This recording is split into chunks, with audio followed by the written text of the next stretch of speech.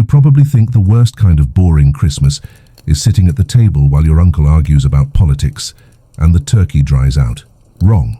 The true boredom of an 18th century Christmas had another flavor entirely, the metallic tang of fear mixed with watery barley porridge. And it wasn't just the dinner that ruined the holiday, it was the gift itself. You. Congratulations. This Christmas, you're the package. No shiny ribbon, no cheerful wrapping paper, just a torn shirt sleeve and the sharp sting of cheap soap that burned your skin when they scrubbed you clean. Because who would want to receive a dirty child as their holiday blessing? Church bells clang outside, a metallic sound that should be joyful but here feels like the countdown to an execution. The orphanage corridor is damp, stones sweating moisture that pools on the floor. Each step you take barefoot makes a wet little smack, like the echo of sarcastic applause from fate itself. Other children stare at you. Some force thin smiles as if pretending this is a game. Others don't bother. Their hollow eyes know exactly what happens when the heavy oak doors swing open. On the other side, wealthy families wait. They smell of spiced wine and expensive fabrics, their velvet cloaks dragging across the floor. They pretend this is some magical Christmas market, but it's basically an auction dressed in tinsel. Candles flicker, their shadows stretching long and crooked across the stone walls, like arms reaching to snatch whoever dares get too close. The orphanage director beams like a saint, her voice rehearsed to sound holy as she announces, "On this sacred day, you may bring a blessing into your home." Translation? Today you can pick your very own servant child wrapped in human skin to decorate your household. The smell inside is unbearable. Melted wax, damp wood, and the sweaty tang of nervous children. You inhale deeply, but the air scrapes like rust against your throat. Your heart pounds so fast you think it might leap out before you do. And the cruelest detail, there's no music, no choir, no cheerful carols. Just the groan of the hinges and the thud of polished boots walking closer and closer until they stop right in front of the line of children. You're somewhere in the middle. The boy in front of you has eyes wide as coins. The girl behind you trembles so violently, her shoulder taps against yours. A family enters. The man in a dark blue coat with gold buttons that gleam like a peacock on parade. He scans the children like he's pricing sacks of flour. The woman at his side sighs theatrically. "So small, so fragile," she murmurs, though her gaze slices through you like she's inspecting fabric at a market stall. Your stomach knots. Is it going to be you? Here's the twisted part. Some small, traitorous part of you actually wants to be chosen. Because the ones who aren't, well, nobody talks about them. Some just disappear, sent away to worse places than any mansion.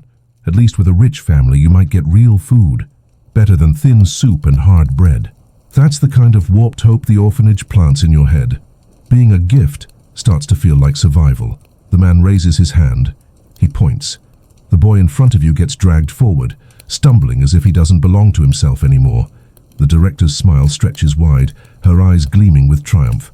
The lady in velvet seizes the boy's chin, tilting his face from side to side as if he were a statue for sale. "This one will do," she declares. And just like that, a whole childhood is bought and sealed in 4 words. Your breath catches, because now you are next in line. Thoughts whirl. Will they find you strong enough? Will they notice the scar on your leg and think you can't work? Sweat trickles down your neck, soaking the rough fabric of your shirt. You close your eyes, desperate for a different Christmas. Candles glowing in warm windows, wooden toys under trees, voices singing carols. But when you open them again, the fantasy shatters. You're still here. Damp walls, hungry stares, the stink of burning wax clawing at your nose. That's the irony, isn't it? Today, you get advent calendars with chocolate hidden behind cardboard doors. Back then, the daily gift was a child. And speaking of calendars, if you'd rather open little paper doors for sweets instead of oak doors for human misery, check the pinned comment. You'll find one there. Also, if stories like this make you realize your boring Christmas isn't so boring after all, hit subscribe. It's free. Unlike the kids here, the director calls your name. Your throat clamps shut. The man in the blue coat steps forward. The sound of his boots shakes through the stone floor, each stomp heavier than the last until he stands right in front of you. His eyes rake you from your tangled hair to your bare feet. The silence is so thick you can hear your own heartbeat hammering. And then he speaks. No, not this one. Relief almost bursts out of you, but it doesn't get the chance. Because sometimes not being chosen is worse. The words hang in the air like frost. Not this one. For a moment, you think you've been spared. The weight in your chest loosens like you've just dodged a blade, but the silence that follows doesn't feel like mercy. It feels like a pause before the knife swings again. Because in this place, not being chosen doesn't mean freedom. It means something else, something nobody talks about. The director's smile twitches just for a split second before snapping back into place like a cracked mask. She waves her hand, her tone suddenly brisk, dismissive. Very well. Step aside. The family moves on, but their footsteps echo away while your heart still pounds in your ears. You shuffle back, pressed against the cold wall, as if that will somehow shield you from whatever comes next. Around you, the ceremony continues. Another child is selected, dragged forward, his tears streaking through the grime on his face. A girl gets passed over, her shoulders collapsing like she's been kicked. One by one, they're evaluated, chosen, dismissed. The line shrinks, and the more it shrinks, the heavier the silence grows around the ones left behind, you among them, because everyone knows what happens at the end of the night. Families go home with their gifts. The rest vanish. Some whispered stories say they're sent to workhouses, where even breathing costs too much effort. Others say they're sold to ships, destined for faraway lands where no one remembers their names. Nobody really knows for sure, because no one ever comes back. The stench in the hall thickens. Sweat, wax, damp stone, fear. The candles are burning lower, dripping rivers of wax that harden into grotesque shapes, like melted skeleton fingers clawing down the stands. Your stomach growls. You haven't eaten since yesterday's thin stew, and the hunger gnaws at your ribs like a rat. The ache mixes with dread until you can't tell which one hurts more. A second family enters, this one louder. A man with a booming laugh, already red-cheeked from wine. His boots scrape against the stone, careless, as though the world exists only to amuse him. His wife fans herself dramatically, even though the air is icy. Their eyes sweep the line. They're not gentle eyes. They're sharp, quick, calculating, and when they land on you, your breath stops. The man tilts his head. Too thin, he says, smirking. His wife snorts. Wouldn't last a winter. And just like that, you're dismissed. A flick of words, as casual as discarding a cracked ornament. You're not a person. You're a defective product, the kind no one wants to unwrap. You wish you could be invisible, but instead you feel exposed. Your skin prickling, your pulse hammering. Around you, some children still get chosen, one after another, disappearing behind the heavy oak doors into a world you'll never see. The line is almost gone now. Soon, there will be only the leftovers. You. The director claps her hands, voice high and false. Such blessings tonight, such fortunate homes. The families applaud, polite and satisfied, their new acquisitions clinging silently at their sides. And then, as quickly as it began, the ceremony is over. The families file out, their footsteps fading into the night, their laughter carried away by the winter wind. The oak doors slam shut.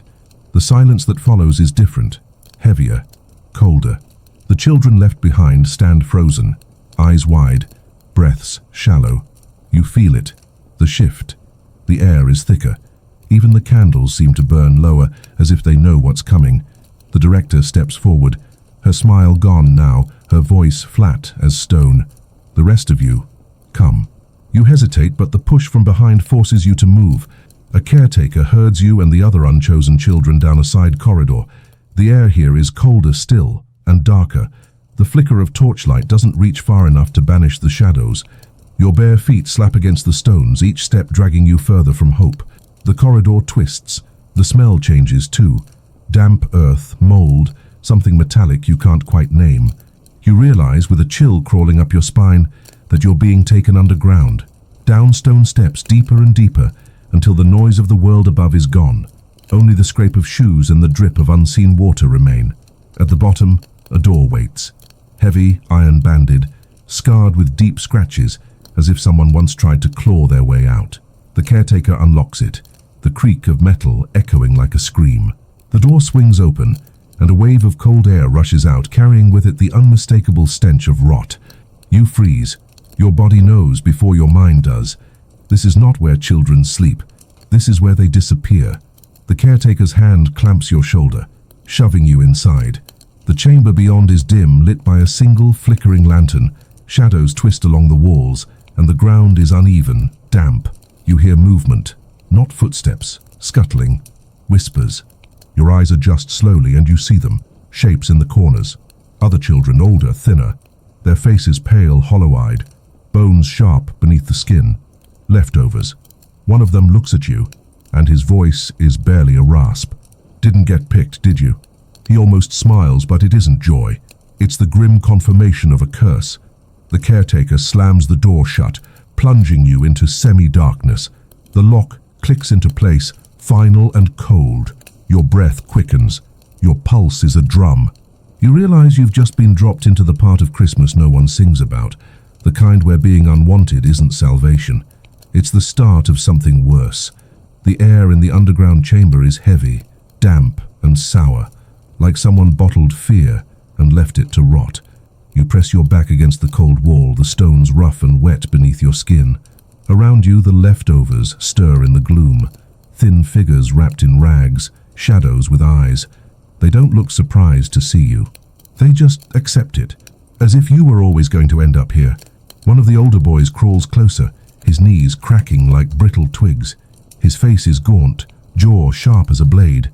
He studies you for a long moment before speaking, his voice a gravelly whisper. "First time down here?" You nod. He almost laughs, a sound dry and humorless. "Don't worry, you'll get used to the dark." You don't want to. Every instinct in your body screams that this place is wrong. The lantern on the wall sputters, throwing out weak light, just enough to reveal the floor. Stained patches, damp streaks, bones of small animals gnawed to nothing. The smell that clung to the staircase is stronger here, metallic and sour. Blood, maybe, or something worse. A girl, younger than you, rocks back and forth in the corner, humming something broken. It might have once been a carol. Now it's just a cracked lullaby that makes your skin crawl. Her eyes are glazed, unfocused, as if she's already half gone. You whisper, "Why are we here?" The boy leans closer. "Because nobody wanted us. And in this place, nothing goes to waste." The words hit harder than a slap. Nothing goes to waste. You glance at the scratches on the iron door, the marks left by desperate hands. Suddenly, the leftover stew they fed you at the orphanage doesn't seem so innocent anymore. You wonder what meat flavored it. You don't want to answer that question. Above, faintly, you can hear the muffled sound of bells still ringing. Families are celebrating. Children are unwrapping gifts by candlelight, warm fires glowing in their hearths, while your gift was silence and chains. A Christmas buried under stone. The boy points to a shadow in the far corner. You squint and your heart lurches. A figure crouches there, larger than the others, breathing raggedly. Its limbs are long, too long, stretched thin and wrong. It shifts, and the light catches its face, or what's left of it. Scars cross pale skin, teeth too sharp in a mouth that doesn't close right. "That," the boy whispers, "is what happens if you stay too long." Your stomach flips. You want to deny it, want to tell yourself it's just another child, just sick, just starving. But no, there's something inhuman in the way it moves, in the way its head tilts toward you, nostrils flaring as though it can smell your fear. The girl in the corner hums louder. The older boy grabs your arm. "Don't stare at it, don't let it think you're weak." You try to look away, but your eyes betray you, drawn to that twisted shadow. It smiles, if you can call it a smile, and the lantern flickers, plunging the room into deeper darkness for a heartbeat. When the flame steadies again, the figure is gone. Your breath catches. You don't know where it went. You hear shuffling behind you, then to the side, then above, like claws dragging over stone. The other children shrink back, pressing into corners as if this is routine, as if this is just another night. The boy hisses in your ear. It hunts the unwanted. Your pulse is a hammer in your throat. Every nerve screams at you to run, but where? The door is locked. The stairs are gone. There's nowhere but this pit. You press yourself into the wall, heart thundering, ears straining for the next sound. The humming stops. The silence is worse. Then a whisper right next to your ear, though no one is there. "Not chosen." The lantern sputters again. The shadows writhe. You don't move. You can't. You're frozen in place, breath shallow, the taste of iron thick on your tongue. And just when you think the darkness will swallow you whole, the iron door screeches open. The caretaker's torchlight floods the room, chasing the shadows back into the cracks. The twisted figure is gone again, like smoke. The caretaker barks, "Up, all of you!" The children obey instantly, scrambling to their feet, silent and mechanical. You follow, legs shaking, your body moving without permission. The boy leans close one last time as you shuffle past. His whisper is colder than the stone under your feet. You got lucky tonight, but luck doesn't last. The caretaker herds you back up the winding stairs, torchlight bouncing against damp walls. The door above slams shut behind you, locking the nightmare away for now. But the smell still clings to you, the memory of the whisper still curling around your ear. You don't know what's worse, being chosen as a gift for strangers, or being left behind for whatever waits in the dark. The next morning, the orphanage looks deceptively normal. Sunlight pushes weakly through the frost-streaked windows, painting pale shapes on the stone floor.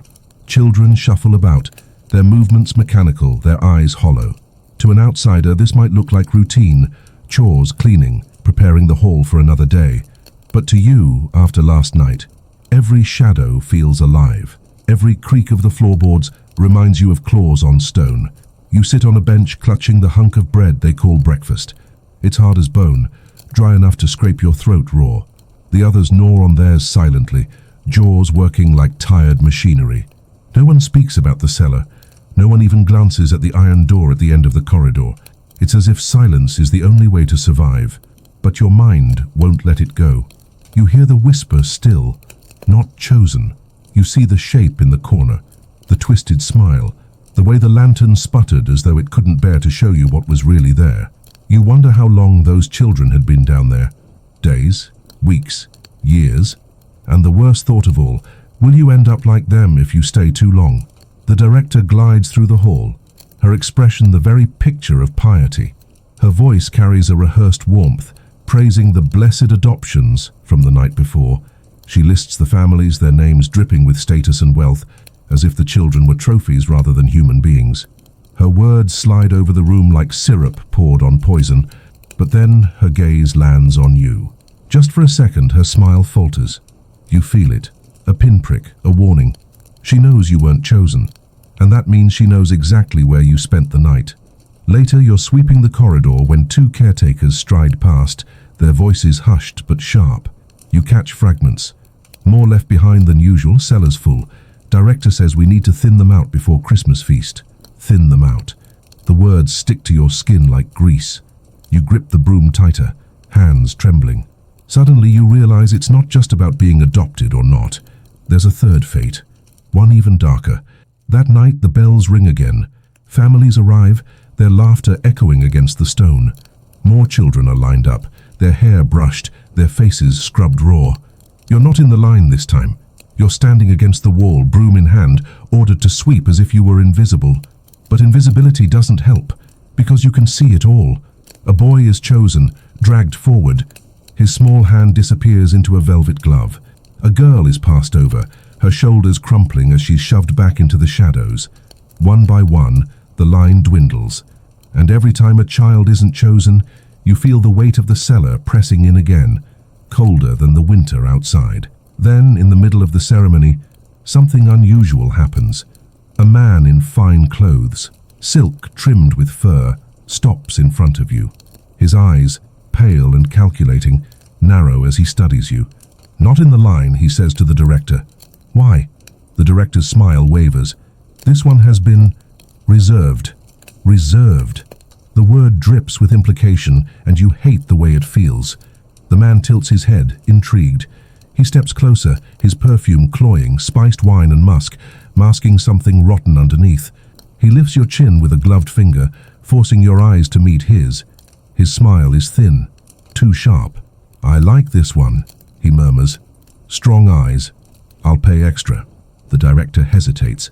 For the first time, her polished mask cracks. This child is not for sale. Not for sale. The words should comfort you, but they don't. They land heavy, like chains. If you're not for sale, then what are you for? The man chuckles, low and cold. "Everyone is for sale, even you, sister.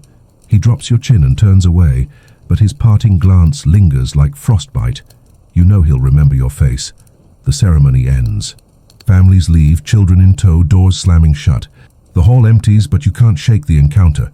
The director's refusal wasn't protection, it was possession. Whatever she has planned for you, it's worse than being sold. That night you're not taken to the cellar. Instead, the director herself summons you. She leads you through winding corridors you've never walked before, her footsteps sharp against the stone. The air grows colder, the walls narrower until you stop before a small wooden door bound with iron. She unlocks it with a key that hangs around her neck. Inside is a chapel, not the grand one where families paraded the night before. This one is smaller, darker. Candles burn low on the altar, their flames distorted by drafts. The smell of incense is thick, but beneath it lingers something sour, something that makes your stomach clench. The director turns to you, her eyes unreadable. Do you know why you were not chosen? You shake your head. She leans closer, her voice dropping to a whisper. Because you belong to me, and I do not give away what is mine. The words freeze you in place. She straightens, her smile snapping back into place. But soon you'll understand. The others are gifts for homes. She places a hand over your heart, her fingers cold. You are for something greater. Before you can ask what she means, a sound interrupts. A faint scratching at the chapel's stone walls, like claws, like the cellar. The director doesn't flinch. She only smiles wider, her teeth glinting in the candlelight. And you realize, whatever waits in the dark below isn't separate from her. It's part of her plan. And now so are you. The scratching grows louder, nails dragging against stone, echoing through the chapel like a warning. You freeze, every nerve in your body screaming for you to run, but the director just stands there, hands folded neatly, her expression serene. She acts like the sound is nothing unusual, like the walls themselves are simply reciting a hymn only she can understand. You can't stop staring at her. Her face, so carefully painted with piety, twists in the candlelight. The shadows carve hollows under her eyes, sharpen the edges of her smile. She doesn't look like a caretaker anymore. She looks like a predator dressed in charity. Then she turns to you and her eyes shine with something cold, something fanatic. Do you hear it? She whispers.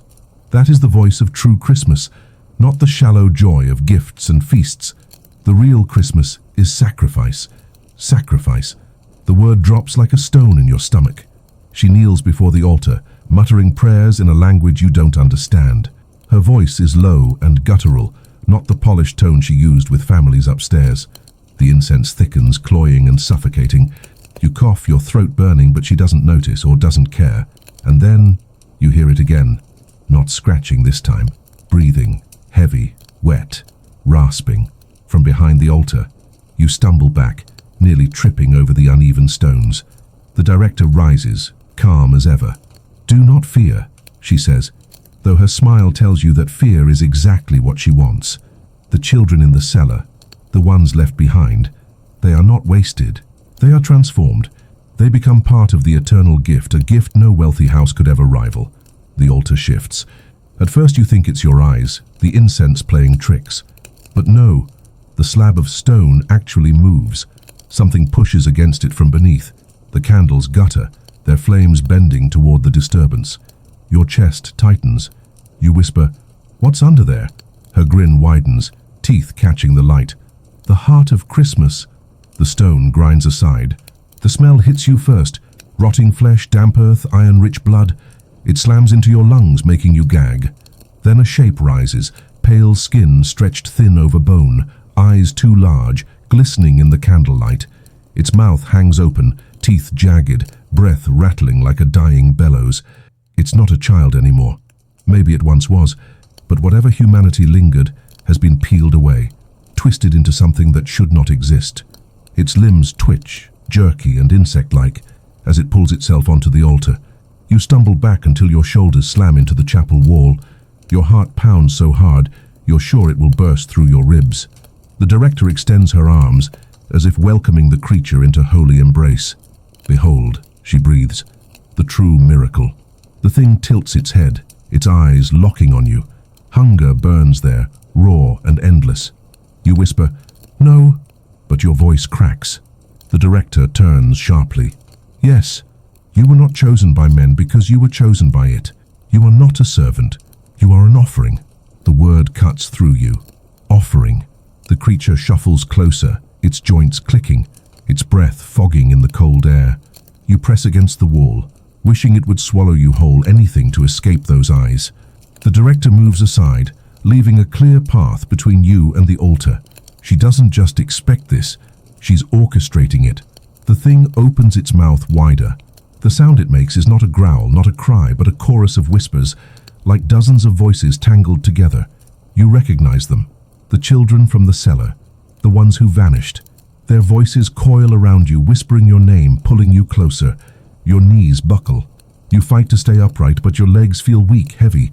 The incense is choking you, thickening the air until every breath is a battle. The director watches with radiant joy, as though your fear is a hymn, your trembling a prayer. The creature stretches out a hand, if you can call it that. Fingers too long, nails black and curling. It reaches for you. Something in you snaps. You shove yourself away from the wall, stumble past the director, and sprint toward the chapel door. The director's voice rises behind you, shrill, commanding, "Stop!" But your body doesn't listen. Survival drowns out everything else.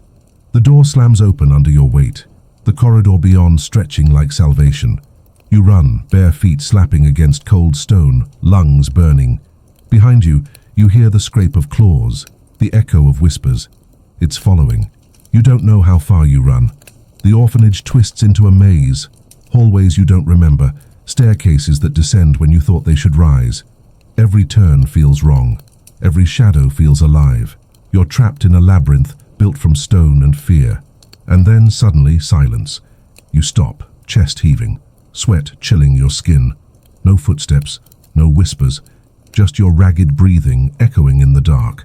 You lean against the wall, closing your eyes, praying it's gone. But then, a voice, right behind your ear. Not chosen, claimed. You whirl around, but the corridor is empty. The whisper still clings to your ear, even though the corridor is empty. You back away, pressing your spine against the wall, palms slick with sweat. The silence is thick, pressing down on you, broken only by the frantic pounding of your heart. If the creature isn't there, why do you feel watched from every angle? Your breath fogs in the cold air. You try to steady it, but the harder you try, the more uneven it becomes. Then faint footsteps. Not claws this time, shoes. Light, deliberate, echoing steadily closer. You know that walk. The director appears at the end of the corridor, her face calm, her candle casting a weak halo that only sharpens the cruelty in her eyes. "You can run," she says, her voice lilting like a lullaby. "But you can't escape your purpose. You were not rejected. You were chosen for something greater." Your throat tightens. "I don't want this." She tilts her head, smile widening. "What you want has never mattered. Not in this orphanage, not in this world." Her candle flickers as she steps closer. Christmas is not joy. Christmas is hunger dressed as holiness. You've seen it. Families adopting children as gifts. Do you think they bring them home to love them? No. They use them, break them, and when they are done, they discard them. At least here, you become part of something eternal. Her words twist around you like smoke, wrapping tight, suffocating. But beneath her sermon, you hear it again. The rasping breath, deeper now, closer. It's not gone. It's lurking in the dark, waiting. The director lifts the candle high, and her shadow stretches grotesque across the wall. You feel it, don't you? The call. You belong to it now. Every leftover does. Something stirs at the edge of the light. A flicker of pale skin, a glint of teeth. The creature hasn't abandoned you. It's stalking, patient, letting her corner you like a shepherd guiding a lamb to slaughter. "No," you whisper, more to yourself than to her. "No, I won't." And you run again. This time not blindly. You pick the narrowest corridor, the one that smells less of incense and more of damp earth. Your feet slap against stone, echoing wildly. Behind you, her voice carries sing-song, cruelly sweet. "Run, little gift, run. It only makes the feast sweeter." The corridor twists downward, spiraling into the belly of the orphanage. The air grows colder, heavier, until you burst into a cavernous room. It's not part of the dormitories, not part of the chapel. This place feels older, carved into the earth before the orphanage was ever built. At the center lies a pit, circular, lined with rough stones, its depths hidden in shadow. Chains dangle above it, hooks clinking softly as they sway in the draught. The smell is overwhelming, rot, blood, smoke. You edge closer despite yourself peering into the abyss.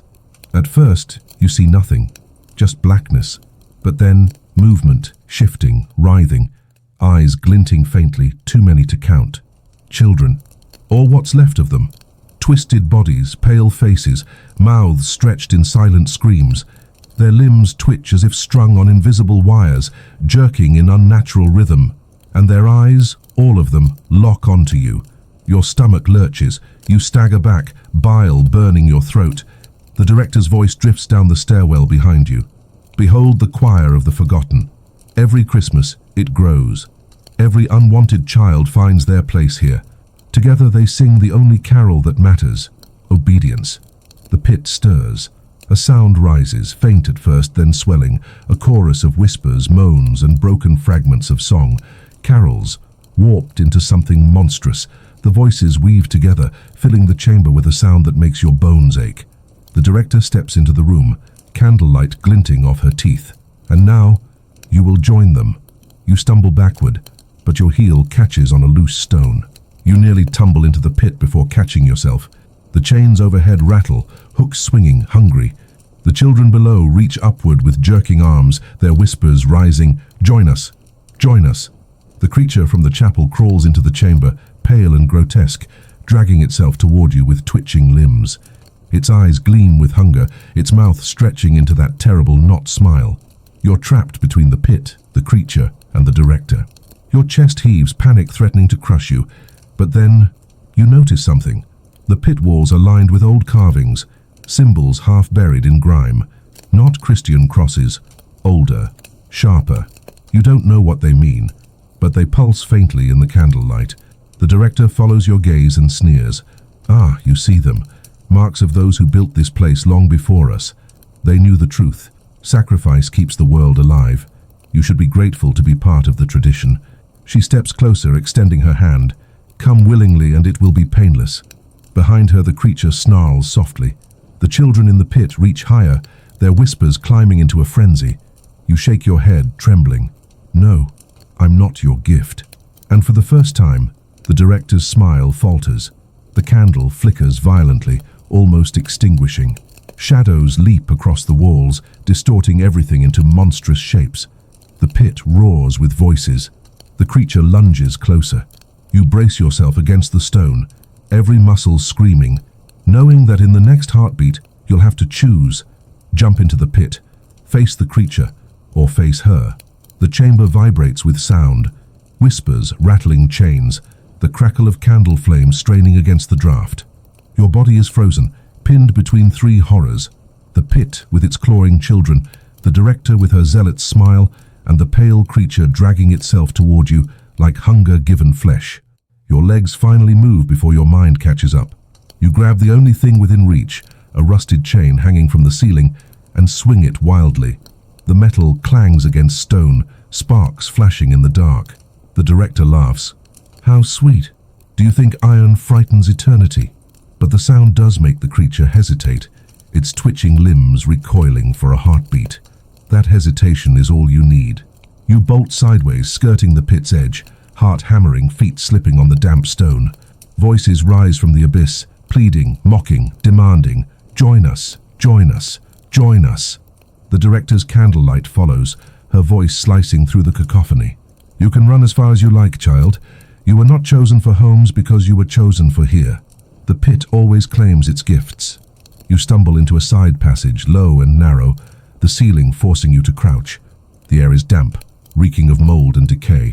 You scrape your hands on the walls as you crawl, the stone jagged and cold.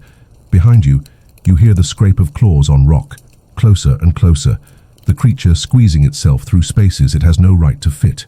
The corridor opens into another chamber, smaller but no less nightmarish. Here the walls are lined with shelves, not of books but of bones. Tiny femurs, fragile ribs, skulls with hollow sockets staring blindly. They've been stacked neatly, carefully, like trophies. Your stomach lurches. You gag, pressing a hand to your mouth. The room smells of dust and death, the kind that clings to your clothes, your skin. your very breath. In the center stands a wooden table, stained dark with things you don't want to name. Upon it lies a half-burned candle, wax pooled into grotesque shapes, like faces melting. You approach cautiously. Carved into the wood are words. Not Latin, not English, but something jagged, angular, alive. The symbols match those etched into the pit's walls. You trace them with your fingers, and for a split second, the air shifts. The whispers hush. The claws behind you pause. The symbols mean something. You don't know how you know, but you feel it in your bones. Before you can think, the director's voice cuts through the silence. She's close, too close. Touching the marks will not save you. They are not prayers, they are chains. They bind us here, bind the gift, bind you.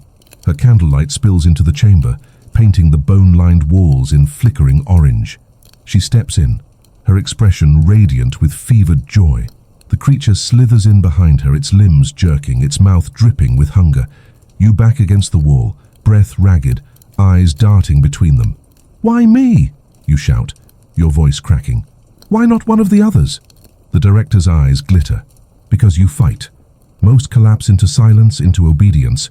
But you, your fear, your resistance, your anger, oh, it feeds the gift better than anything else. You are perfect. The creature lurches forward, drool hissing as it hits the stone. The director raises her hand like a conductor leading a choir. "Now, child, sing your final note." Your heart slams against your ribs. You have no weapon, no plan, just desperation. You glance at the carved words again, the ones that silence the whispers for a heartbeat. Maybe they aren't chains. Maybe they're warnings. Maybe they're both. With shaking hands, you slam your palm against the markings and shout the first word that comes into your head. "Stop!" The effect is instant. The air cracks like ice breaking. The candle flames burst, flaring blue. The creature shrieks, reeling backward, its limbs twitching violently. The director's smile falters, her eyes widening with fury. "What did you do?" she hisses. You don't know. You don't care. You press your hand harder against the markings, shouting again. The walls tremble, dust raining from the ceiling. The whispers in the air turn into screams, angry, desperate, vengeful. The creature collapses against the floor, writhing, its body contorting as if every bone is breaking at once. The director staggers, her candle snuffed out, her face twisted in rage. "How you fool, you'll bring the whole house down." Maybe that's exactly what you want. The chamber groans, stones shifting, shelves of bones toppling. Skulls clatter across the floor, rolling into the darkness. The creature shrieks louder, a chorus of voices bursting from its mouth, every child it's devoured screaming at once. You wrench your hand away, sprinting for the corridor. Behind you, the director's voice cuts through the chaos. "Run then, run to the end of the earth. The gift will follow, it always follows." The walls shake, dust choking you as you crawl back through the tunnel. Stones crack and fall, clipping your shoulders, tearing your shirt. You burst into another hallway, gasping, your lungs on fire. The orphanage is collapsing around you, or maybe just this part. You don't stop to check. You run. You find yourself in a place you don't recognize, a wide hall lined with broken benches and shattered stained glass. Moonlight seeps through the cracks, casting fractured rainbows on the floor. You stumble forward, dizzy, heart still racing. For the first time, you think you might be free. Then you hear it again. A whisper rising from the cracks in the stone. Not chosen, claimed. The moonlight through the cracked windows should feel like salvation, but it doesn't. It's pale, ghostly, washing the ruined hall in cold light that only sharpens every shadow. You drag yourself across the floor, ribs aching, lungs still burning from the dust. You tell yourself you're safe, but the whispers make liars of your thoughts. Not chosen, claimed. The words seep from the stones, the benches, even the shattered glass glinting on the floor.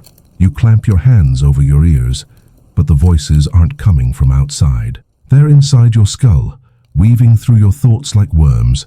Your knees give out and you collapse against one of the benches. The wood splinters under your weight, brittle with rot. For a moment, you just sit there, shivering, trying to slow your breathing. But then something shifts above you. A piece of stained glass, jagged and half-hanging from the frame, trembles in the draft. The shards rattle like teeth. You glance up, and for an instant, the fractured colors form a shape, a face. Its eyes glow faintly red in the moonlight, and its mouth opens in silent laughter. You squeeze your eyes shut. When you open them, it's just glass again, but the laughter stays, echoing faintly in your skull. The hall door creaks open. You stiffen, heart slamming against your ribs. Slowly, you turn. It isn't the director. It's another child, or at least you think it is. A boy, no older than you, thin as a rail, hair hanging in greasy strands. He steps carefully into the hall, bare feet silent on the cracked floor. His eyes meet yours and they're empty, voids, dark and glassy. "You shouldn't have touched the marks," he says, his voice flat, too calm. You stagger to your feet, clutching the splintered bench like a weapon. "Who are you?" The boy tilts his head, the movement too smooth, too precise. "One of the leftovers. Like you."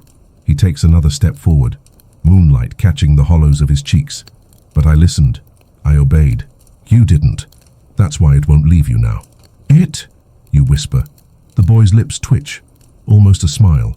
"The gift, the one that makes this place holy. You can't run from it. You can only give in." Behind him, the shadows ripple. The air thickens, heavy as wet cloth. You smell it again. Rot, iron, and something sweet, like fruit gone bad. Your stomach churns. The boy's gaze sharpens. "It doesn't matter if you scream, if you fight. You've already been claimed. You'll either join the choir or feed it." You grip the bench tighter. "I'm not joining anything." The boy's face hardens. His empty eyes glint as if catching some unseen fire. "Then you'll feed it." The shadows behind him swell. Something pale and grotesque pushes through, dragging itself into the hall. Its limbs scrape the stone. Its breath rattles. Its mouth stretches too wide. The same creature from the chapel. The same hunger. You stagger back, your bench shaking in your grip. The boy doesn't move. He just watches, calm as stone, as the thing crawls closer. Panic claws at your chest. The creature's eyes burn into you, hollow and endless. The whispers rise again, now louder, clearer, overlapping. "Not chosen. Claimed. Claimed. Claimed." Your mind screams to run, but your legs won't move. The creature drags itself into the moonlight, its skin slick, its bones shifting under too thin flesh. It reaches for you with a trembling, clawed hand. And then, something unexpected. The stained glass above, the one that had laughed at you, snaps loose. It crashes to the floor between you and the creature, exploding in a shower of jagged shards. The noise is deafening, a scream of glass and stone. The creature recoils, shrieking. Its voice splits the air, dozens of children's cries bursting from its mouth at once. The boy stumbles back, shielding his face. You don't think. You act.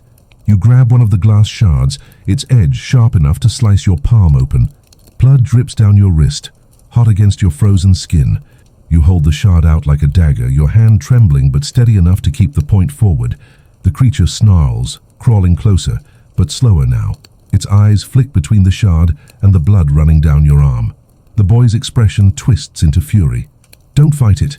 You'll only make it worse." But you don't care. You're done obeying. Done being lined up like livestock. Done waiting to be chosen. You tighten your grip, blood smearing across the glass. Your voice cracks, but it's louder than the whispers. "Come closer and see what happens." The creature freezes, tilting its head. For the first time, you think you see hesitation. The hall falls silent, broken only by the drip of your blood onto the stone. And then, without warning, the boy lunges at you. The boy's sudden weight slams into you, knocking the shard of glass from your hand. It skitters across the stone floor, the sound sharp as a scream. You hit the ground hard, the air punched out of your lungs. His hands grip your throat, not strong, but desperate, shaking with something beyond human. Up close, you see it. His skin stretched too thin, veins crawling dark beneath the surface. His eyes glassy but glowing faintly from within. He's not just a boy, he's a vessel. "You can't fight it," he rasps, spit flecking his lips. "It lives in all of us. Give in and it will be easier." You choke, struggling under his wiry frame, your fingers clawing at his wrists. Your lungs burn, your vision speckling with black. And all the while the creature crawls closer, its mouth yawning open, breath rancid with decay. The boy's words mingle with the whispers rising from the pit below, the same chant weaving into your skull. Claimed, claimed, claimed. Your hand scrapes against something sharp, the glass shard. You seize it, blood slicking your grip, and with every ounce of strength left, you plunge it into the boy's side. He gasps, his grip loosening, eyes widening in shock. For a heartbeat, he looks human again, a scared child. He whispers, "Thank you," and collapses lifeless onto the cold stone. You shove his body aside, gulping air like a drowning soul breaching the surface. Your throat throbs, raw and burning, but you don't have time to recover. The creature is almost on you now, its claws scraping gouges into the floor, its breath fogging in the moonlight. You crawl backward, shard still clutched in your bloody hand. The creature stretches its arm, fingers curling toward your face. You slash upward, the shard catching its flesh. Black ichor sprays, sizzling as it hits the floor. The creature shrieks, recoiling, its many voices wailing in pain. The sound is unbearable, like every child it consumed is crying at once. You clap your hands over your ears, but it seeps into your skull, vibrating your bones. The stained glass windows rattle violently, cracks spreading like spiderwebs across their surfaces. The director's voice cuts through the chaos, shrill and furious. She bursts into the hall, her candle blazing unnaturally bright, casting monstrous shadows across the walls. "Enough!" she screams. "This one is mine!" The creature stills. Its many eyes flick between you and her, caught in some silent command. The director strides closer, her face twisted with rage. "You think you can wound it? You think you can resist me? I built this sanctuary. I raised this gift from the ashes of worthless children, and you dare defy me?" Her fury shakes the hall. The stained glass shatters, raining shards across the floor. Moonlight pours in, cold and unforgiving. The creature shrieks again, shielding its eyes as though the light itself burns it. And in that chaos, something clicks in your mind. Light. Not symbols, not chains. Light. You grab one of the fallen glass shards, its edge catching the moonlight. You angle it, reflecting the pale glow straight into the creature's face. It howls, staggering back, its pale skin blistering under the beam. The director screeches, lunging toward you. "No," but you twist, angling the shard at her. The light spills across her face, and for the first time, her mask of sanctity melts. Her skin writhes, veins blackening, her eyes burning with unnatural fire. She shrieks, covering her face, stumbling backward. The creature howls louder, thrashing violently. The hall itself trembles, stone cracking, benches splitting apart. The whispers rise into a deafening roar, the chant broken, panicked. "Claimed, claimed, claimed!" You hold the shard higher, the light searing through the chaos. The director collapses to her knees, her hands clawing at her own face. "Stop! You'll destroy everything!" "Good!" you rasp, voice raw. The creature convulses, limbs snapping at impossible angles. Its mouth opens wide, the voices of 100 children screaming in unison. The sound shakes the walls, the floor splitting beneath you. The director lunges one last time, but her body is caught in the quake. A fissure opens at her feet, and with a final furious scream she tumbles into the darkness below. The creature rears back, its form unraveling, dissolving into shadow and ash. The voices fade one by one, until only silence remains. Its body collapses into nothing, leaving only a smear of black ichor sizzling on the stone. You collapse too, the shard clattering from your hand. Your chest heaves, your throat raw, your body trembling with exhaustion. For the first time since this nightmare began, there is no whisper, no chant, just silence. The moonlight shines through the shattered windows, clean and cold, painting the ruined hall in silver. You lie there gasping, staring at the fractured sky above. But as the silence deepens, you realize something. The orphanage is still here, the bones are still stacked. The pit still waits below, and though the whispers are gone, the shadows are not. A faint sound drifts up from the cracks in the floor. Not voices, not screams, just humming. A child's lullaby, soft and broken, echoing through the ruins. The gift isn't gone, it's only waiting. The lullaby crawls out of the cracks in the stone, soft at first, almost delicate. A tune you should recognize, something simple, something children might sing around a Christmas fire. But down here, warped by the hollow acoustics of the ruined hall, it becomes something else entirely. It slithers through your ears, worms into your chest, and gnaws at your spine. You press your palms against your ears, but it doesn't help. The sound isn't in the air anymore, it's inside you. A voice coaxing, promising, pulling. Rest, little one, sleep in the gift, sleep forever. You force yourself to your feet, legs shaking, knees threatening to give out. The moonlight pouring through the shattered windows paints the floor in cold silver. For a moment you let yourself believe you're free, that the creatures collapse and the directors fall into the pit have ended it. But the humming keeps climbing, louder now, layered with other voices, dozens, maybe hundreds. The children. You stumble toward the hall's far end, where a heavy oak door leans crooked on broken hinges. You shove against it, the wood groaning but giving way. The corridor beyond stretches long and narrow, lit faintly by shafts of moonlight squeezing through cracks in the stone. You step inside, bare feet scraping against the cold floor. The humming follows. Every step echoes, bouncing back at you with a delay that makes it sound like someone else is walking behind. You turn twice, 3 times. Nothing. Only shadows curling like smoke along the walls. The corridor widens into a stairwell spiraling upward. You grab the railing, iron, slick with condensation, and begin to climb. Each step feels like dragging yourself out of a grave. The air grows colder as you ascend, until your breath hangs visible before you. The orphanage is silent, but not in the way of peace. It's the silence of held breath, waiting for something to happen. Halfway up you hear it. Footsteps above. Light, quick, uneven. You freeze, straining to listen. The sound stops, then resumes. But it doesn't echo like your own. Whoever or whatever it is, it's waiting for you. You tighten your grip on the shard of glass still clutched in your hand. Your blood has dried on it, a rusty stain that cracks when your fingers move. You creep higher, each step measured, heart pounding louder than the lullaby in your head. At the top of the stairs, a door hangs ajar.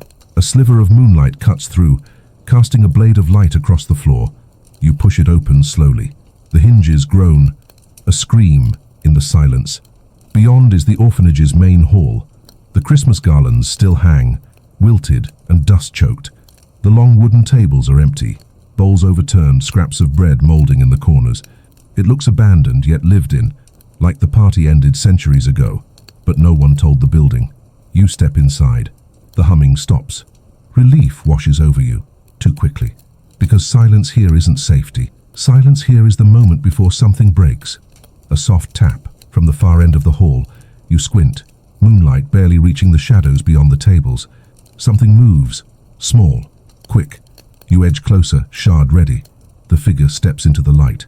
A little girl, barefoot, hair tangled, dress torn. Her face is pale, lips cracked, but her eyes glow faintly, catching the moonlight with unnatural shine. She tilts her head. You're not supposed to be here. Your grip on the shard tightens. Neither are you. She giggles, the sound high and brittle. Oh, I've always been here. We all have. Even before the director. Even before the families. We were waiting. The words curdle your stomach. Waiting for what? Her smile widens, teeth too sharp for a child. For you. The shadows behind her ripple. Dozens of small shapes emerge. Children, or what's left of them. Pale, thin, hollow-eyed, their limbs jerking in unnatural rhythm. They hum the lullaby together, their voices weaving into one suffocating note that fills the hall. Your knees buckle under the sound. It presses into your skull, squeezing your thoughts until all you want to do is lie down and stop fighting. The girl steps closer, her tiny feet silent on the stone. It's easier if you don't resist, she whispers. We'll hold you. We'll keep you. Forever Christmas.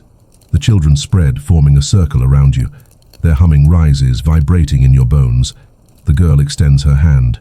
Her fingers are small, but her nails are black, curling. You know if you take her hand, it's over. You'll vanish into their choir. Another leftover voice in the endless song. Your lungs burn. Your vision swims. You raise the shard, your only anchor. The glass, trembling in your grip. Stay back. The girl tilts her head again, unbothered. You can cut one of us. But there are so many more. Her smile stretches wider, her voice twisting into a whisper that doesn't sound like hers anymore. And the gift never dies. The circle tightens. Their humming grows louder, pressing into your chest like a physical weight. Every note vibrates through your bones, pulling at your heartbeat, slowing it, trying to drag it into their rhythm. You stumble back until your shoulders hit one of the long dining tables. The wood is cold, sticky with centuries of rot. The children don't break formation. They move in unison, step for step, their bare feet tapping the stone in eerie harmony. The girl remains at the center, her glowing eyes fixed on you. Her smile is steady, too steady for a child. You've already been chosen. You just don't want to admit it. But we know. We all know. Your hand tightens on the shard, the glass cutting into your palm again. You don't care. Pain is the only thing reminding you you're still alive. I'm not part of your choir, you rasp. The children giggle, a chorus of cracked voices that scrape your ears raw. The girl steps closer, her hand still extended. You already sing with us. Every breath you take now belongs to the gift. Your pulse hammers in your skull. The air thickens, the humming vibrating higher, sharper, until it's not music anymore but a scream. You drop to your knees, clutching your head, the shard slipping dangerously in your grip. You swear the sound is peeling layers off your mind, one note at a time. Through the haze you catch movement. The garlands hanging above the tables twitch, shaking dust loose. You blink, forcing your vision to focus. They're not just garlands, they're ropes. Old frayed ropes knotted into loops. Dozens of them dangling like forgotten decorations. And each one sways as if something invisible is hanging there. You gag, bile rising in your throat. The children glance upward too, their smiles widening.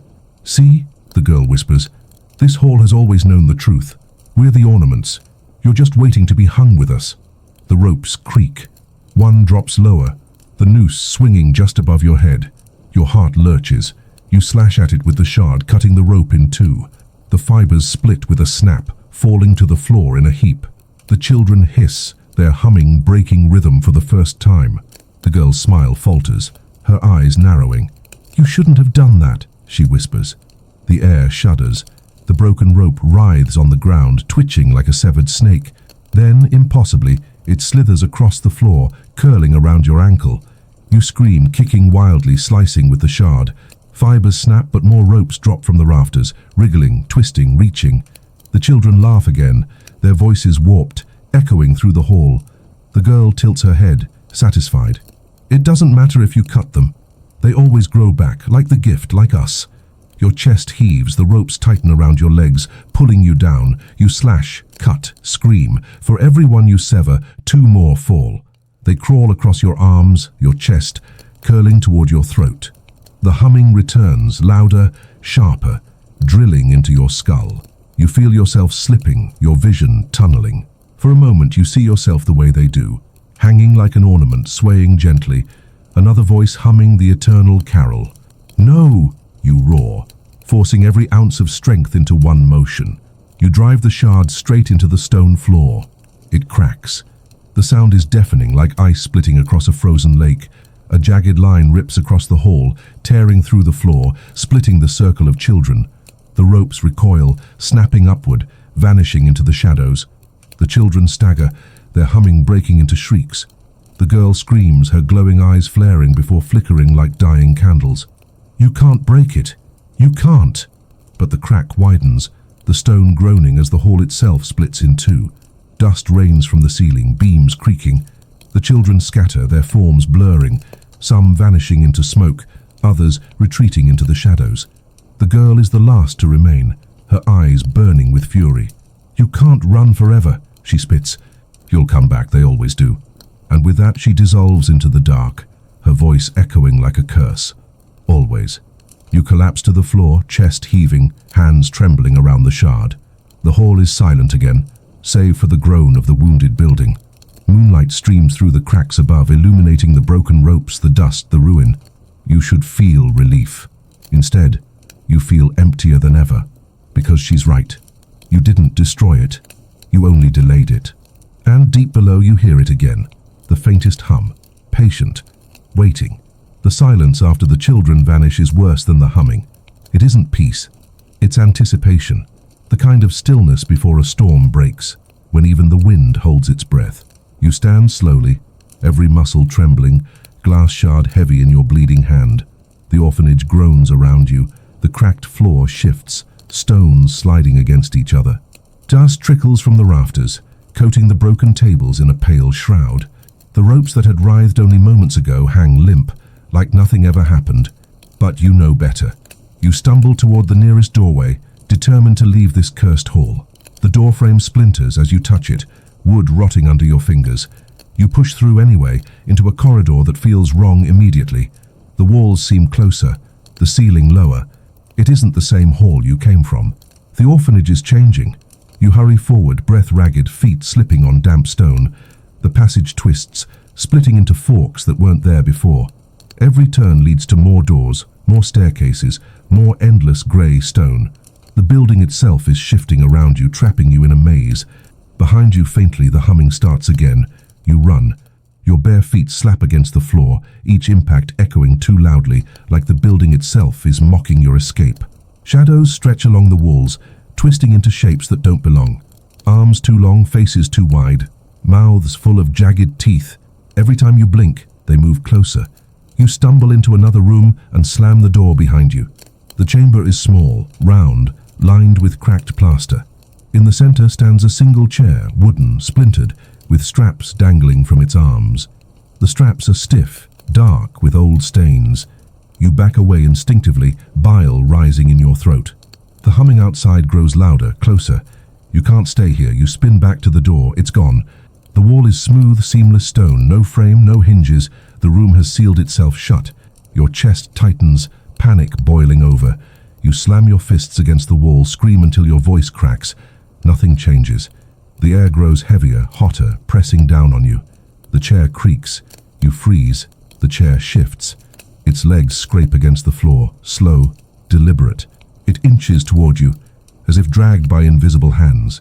The straps writhe like snakes, stretching, reaching. No, you whisper, shaking your head. No, no, no. The humming fills the room, deafening now. The air vibrates, your teeth rattling in your skull. You press yourself against the wall, raising the shard like a shield. The chair lunges. The straps wrap around your wrists, your ankles, burning against your skin. You fight, thrash, slash with the glass, but the straps coil tighter, pinning you down. You're forced into the seat, wood splintering under your weight. The humming stops. Silence. Then a voice. Not a whisper. Not the director. Something older. Deeper. It resonates through the room, through your bones. You are mine. The straps tighten, cutting into your flesh. You scream, the sound raw and broken. The shard slips from your hand, clattering uselessly to the floor. The voice fills the chamber, curling around you like smoke. You were never free. You were always the gift. You are the ornament on my tree. You are the song in my carol. You are forever mine. The walls shake, plaster cracking, dust falling like snow.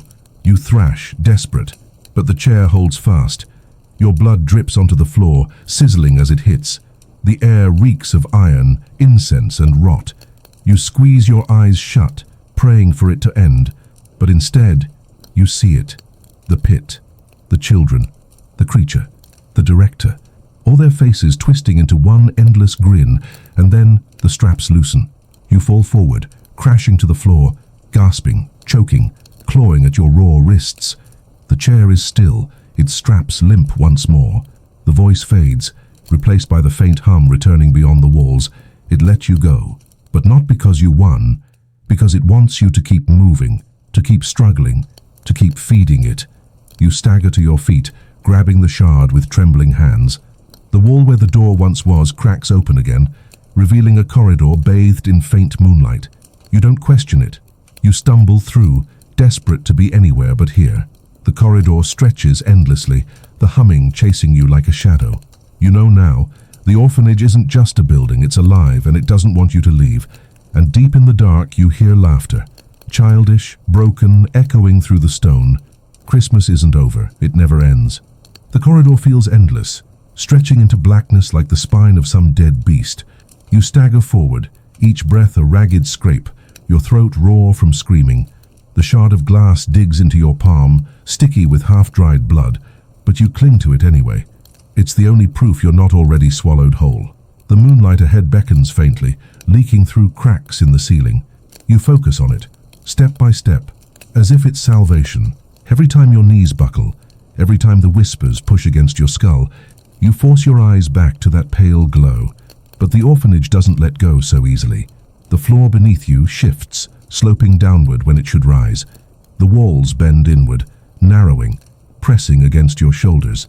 You push forward anyway, sucking in the damp, moldy air. Then, footsteps. Not echoes, not yours. You freeze. The sound comes from behind. Slow, deliberate, a weight pressing into each step. You turn, heart hammering, but the corridor is empty, and yet you know you're not alone. The humming starts again, softer this time, almost gentle, a lullaby. Your vision blurs, your head heavy, your legs weak. Every note pulls at you, coaxing you down, urging you to lie on the damp stones and let the dark carry you away. You slam the shard against the wall. The crack jolts through the air, through your bones. The humming falters. You grit your teeth and keep walking. Finally, the corridor ends. You stumble into a wide chamber, gasping. It's colder here, your breath spilling white into the air. The walls are lined with frost, crystals sparkling faintly in the moonlight, spilling from a jagged hole in the roof. Snow drifts through the crack above. Real snow. Cold, clean, untouched. Your chest tightens. Outside. There's an outside. The hole is high. The wall, sheer. But for the first time, you see a way out. You rush to the wall, clawing at the icy stone. Your fingers slip, nails breaking, but you don't stop. You wedge your foot into a crack, pull yourself upward, the glass shard clinking against the stone. The cold bites into your skin, freezing your cuts raw. Still you climb, breath burning in your lungs. Halfway up, the humming stops. Silence. Then a laugh, childish, high, echoing from every direction. You freeze, clinging to the wall. Shadows ripple across the frost, spreading like cracks in glass. The laugh multiplies, dozens of voices layering into a chorus. Climb, climb, climb, they chant sing-song. Climb to the stars, little gift. We'll catch you when you fall. The stone under your hand shifts. At first you think it's your imagination, but then you see it, eyes opening in the wall. Tiny pale eyes, blinking, rolling, watching. Hundreds of them. You scream, scrambling higher, kicking against the wall as the eyes follow your every move. The laughter swells, bouncing off the frost, wrapping around you like chains. Almost there, the voices taunt. Almost free. You drag yourself up, muscles burning, fingers raw. The moonlight is just above, snow drifting in like silver feathers. You reach up, straining, your fingertips brushing the edge. Salvation. And then the wall pulses. Flesh ripples beneath the frost, stone turning to something warm, wet, alive. Eyes bulge, mouths open, teeth gnashing. The wall is no longer a wall, it's skin, it's hunger, it's alive. A mouth snaps at your hand, you jerk away, nearly falling. The shard slips from your belt, clattering against the stone far below. You cling desperately, nails tearing, breath sobbing out of you. The voices chant louder, a cruel rhythm. Fall, fall, fall! You force yourself upward, ignoring the mouths snapping at your arms, the eyes watching every desperate pull. You claw your way toward the crack of sky, fingernails ripping against the ice. At last, you reach the edge. You seize it with both hands, hauling yourself up, snow stinging your face, cold air biting your lungs. You can almost see it. Open sky, stars glittering, freedom.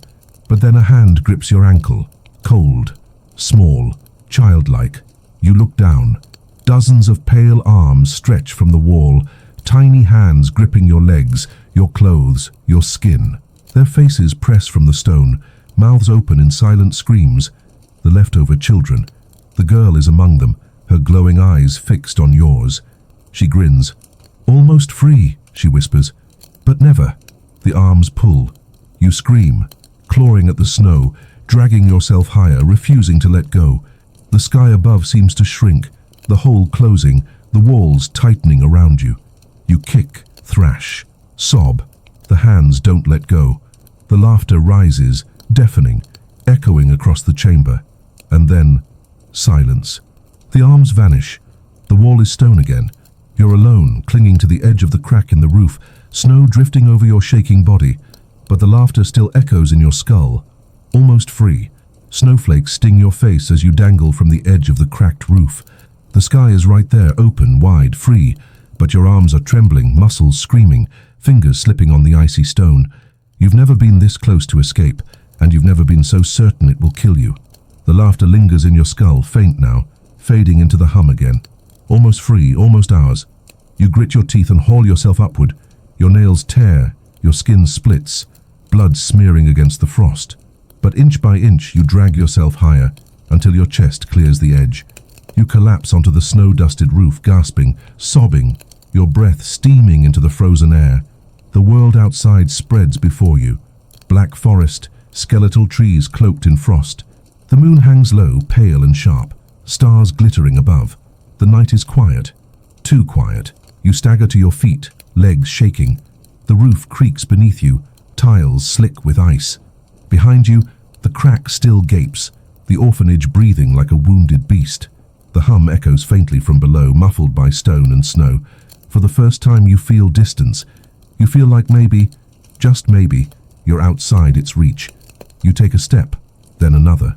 The roof slopes dangerously, but freedom is worth the risk. The forest looms, its dark branches promising shelter. You almost laugh, almost. And then the bells ring, faint at first, then louder, clearer, carried on the icy wind. Church bells, Christmas bells, but not the warm kind, not the ones that call people to carols and candles. These are harsh, metallic, jagged. Each toll slices through the air, rattling your teeth, shaking your bones. You collapse to your knees, hands clamped over your ears. The bells keep tolling faster now, too fast, no rhythm at all. Just endless clangs hammering into your skull. And with every strike, the forest shifts. The skeletal trees move, branches twisting, cracking, bending into new shapes. Not trees anymore, not safe. Their trunks split into faces, gaunt, pale, hollow-eyed. Their branches stretch like arms, grasping, clawing. The forest isn't outside the orphanage. The forest is the orphanage. You stagger back, breath freezing in your throat. The bells keep tolling, the forest advancing, its roots crawling across the snow. The branches reach for you, fingers of bark and bone. No, you whisper, your voice lost in the ringing. No, it's not real. It's not real, but it is. The ground cracks, snow falling away to reveal stone beneath. The orphanage isn't behind you anymore. It's everywhere. Its walls stretch into the trees. Its windows glow faintly in the distance. You never left. You never could. The bells reach a crescendo, one final shattering toll. The world snaps. You're not on the roof anymore. You're standing in the main hall again. The garlands droop, the tables rot, the ropes sway. The snow is gone. The stars are gone. The forest never existed. The orphanage has swallowed everything. You collapse, sobbing. The shard of glass clutched so tightly in your hand, it cuts deeper, blood dripping onto the stones. I was outside, you whisper. I was outside. From the shadows, the girl steps forward. Her glowing eyes glint, her small hands folded neatly. You were never outside, she says softly. You only dreamed you were. The gift wanted to see what you'd do, and you disappointed it. Your head snaps up. Why me? Why not one of you? The girl tilts her head. Because you fight. The gift likes when they fight. It tastes better that way. The other children emerge, one by one, pale faces glowing faintly in the dim light. They hum again, their song low and slow, wrapping around you like a net. The girl steps closer, her smile widening. But don't worry, you'll join us soon. Everyone does, even the ones who think they escape. Her words sink like ice into your chest. You grip the shard tighter, your hand trembling. No, I won't. The children laugh, a sound like glass shattering. The hum grows louder, pressing in from every corner. The girl leans close, her breath cold on your ear. You already have. The hum swells, vibrating the walls, the floor, your skull. You scream, pressing the shard against your chest, ready to end it before they can claim you. But before the blade can pierce your skin, the humming stops. Silence. Every child is gone. The hall is empty. You collapse forward, the shard clattering against the stone. Your chest heaves, your throat raw, your body broken. The silence is thick, suffocating, endless. And then, faintly, from somewhere deep below, the bells toll again. One strike, then another. Christmas isn't done with you. The bells echo through the orphanage, each toll reverberating like a heartbeat through the walls. Slow, steady, merciless. You push yourself upright, legs trembling, clutching the shard once more. The silence between strikes is almost worse than the sound itself, like the whole building is waiting for you to breathe, just so it can take that breath away. You stumble through the hall, past the sagging garlands and rotting tables. The ropes sway gently from the rafters. No wind to move them, just some unseen rhythm. You don't look up. You know what you'll see if you do. A door gapes open on the far side of the hall. You don't remember it being there before. Maybe it wasn't. But where else can you go? You step inside. The corridor beyond is narrow, lined with cracked plaster and faded paint. Once, it must have been bright, decorated for the holiday. You can still see the faint outlines of stenciled snowflakes, chipped and flaking. Paper stars hang in tatters, their edges curling, yellowed with age. The smell of mildew and wax clings to the air, sour and heavy. At the end of the hall, a glow flickers. Not moonlight, firelight. You creep closer, the shard sweating in your grip. The corridor opens into a room you've never seen before. A dining hall, but not like the one above. This one is pristine. The tables shine, polished to a mirror finish. The chandeliers gleam with hundreds of candles, flames dancing in perfect unison. The smell of roasted meat and spiced wine hits you, rich and intoxicating. Platters cover the tables, golden birds, steaming pies, sugared fruit glistening like jewels. It's a feast, a real Christmas feast. Your stomach twists, growling, the hunger clawing at you. You step closer, almost in a trance. The warmth is overwhelming, washing the chill from your bones. For a moment, you want to believe it's real, that you finally stumbled into something good. Then you notice the chairs. Every seat is filled. At first glance, they look like guests. Men and women in fine clothes, their heads bowed, hands folded politely. But their faces are wrong. Grey, slack, unmoving. Their eyes are open but glazed, their mouths hanging just slightly ajar. Wax drips from their skin like melted candles. You stumble back, bile rising. The guests don't move, don't blink. They sit frozen, locked in eternal celebration. And then, at the head of the table, you see her, the director. Her face is half burned, skin melted from the light you reflected on her, but her smile is wider than ever. She raises a glass, toasting you silently. Her teeth gleam in the firelight, jagged and sharp. "Welcome," she whispers. The word slithers into your ears, though her lips barely move. "To Christmas." The guests shift, all at once. Heads turn in perfect unison. Hundreds of glassy eyes lock onto you, their jaws open, creaking, and they hum, the same lullaby. The feast rots before your eyes. The golden birds shrivel into black husks. The pies ooze mold. The sugared fruit collapses into pulp. The smell turns rancid, sour and metallic. You choke, stumbling backward, but the doors slam shut behind you. The hum grows louder, the frozen guests swaying in their seats, their waxy fingers tapping the table in rhythm. The director rises, her burned face glowing in the candlelight. "Do you see now? This is the truth. The world outside only plays at Christmas, but here, we celebrate forever." You grip the shard tighter, your knuckles white. "You call this celebration?" Her laugh is low, sharp, cutting. What is Christmas if not sacrifice dressed in ribbons? You've seen the families. They take children not to love them, but to own them. They eat and drink while others starve. They sing songs while others weep. I've simply stripped away the pretense. She steps closer, her feet silent on the stone. "And you," her eyes gleam, "you will be the star atop the tree." The guests rise in unison. Their joints crack, wax dripping from their faces as they shuffle toward you.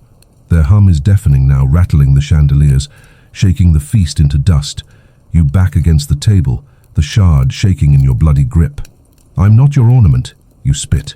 The director tilts her head. "You already are." The guests surge forward, arms outstretched, their touch cold and sticky like melted wax. The shard slices through one of them, wax and blood spilling across the floor, but another takes its place, and another. Dozens. Hundreds. The director raises her hands, the candles flaring bright. The hum swells into a roar, pressing against your skull until you can barely think. You slash wildly, stumble across the table, knocking over rotting platters. The wax figures claw at you, their hands grasping, their mouths opening wider, humming louder. The director's voice pierces through the chaos. Fight, little gift. Fight harder. It only makes you shine brighter. Your chest heaves. Your vision blurs. You're drowning in voices, in wax, in hands dragging you down. And then a thought slices through the fog. If you can break the marks on the walls, maybe you can break this too. With a scream, you drive the shard into the table. The wood splinters, symbols etched into its surface splitting open. The hum cracks, stutters. The guests stagger, their wax faces melting faster, collapsing into puddles. The director shrieks, fury boiling from her throat. Stop! The shard glows faintly in your hand, heat burning your palm. You drag it across the table again, tearing the carvings wider. The candles burst, flames erupting, smoke filling the hall. The feast burns, the guests collapse. The director screams, her body writhing in the firelight, skin peeling, bones cracking. You fool, you'll bring it all down. Good, you rasp, voice raw, eyes burning. The hall collapses around you, the ceiling cracking, fire consuming everything. The last thing you hear before the roof caves in is her laughter, shrill and endless. And beneath it all, the hum, still alive, still waiting. The world collapses in fire and smoke. Splintered beams crash around you, sparks bursting into the air like dying stars. Heat sears your skin, choking ash clawing down your throat. You throw yourself across the ruined hall, diving under falling debris, clutching the glowing shard in your bleeding hand. The ceiling groans, then gives way. The roof caves in, raining stone and fire. You curl into yourself, praying the impact will be quick, merciful, anything but another eternity of humming. And then, silence. Not peace, not safety. The silence of being buried alive. You gasp, coughing through the dust, your lungs on fire. You open your eyes. The flames are gone. The feast is gone. The director is gone. You lie on cold stone in darkness, your body shaking. The air is damp again, the smell of mildew and rot thick. The orphanage didn't burn, it swallowed you. You sit up slowly, ribs aching, ears ringing. The shard in your hand glows faintly, pulsing like a dying ember. It casts just enough light to show where you are. A cavern, vast, endless, walls slick with moisture. The floor is uneven, littered with bones, human bones. Tiny skulls piled in corners, ribs scattered like twigs. Your breath catches.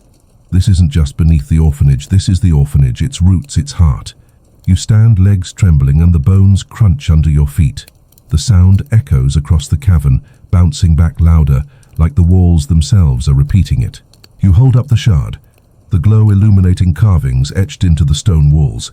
The same jagged symbols you've seen everywhere, but here, they pulse faintly. Alive. The hum begins again.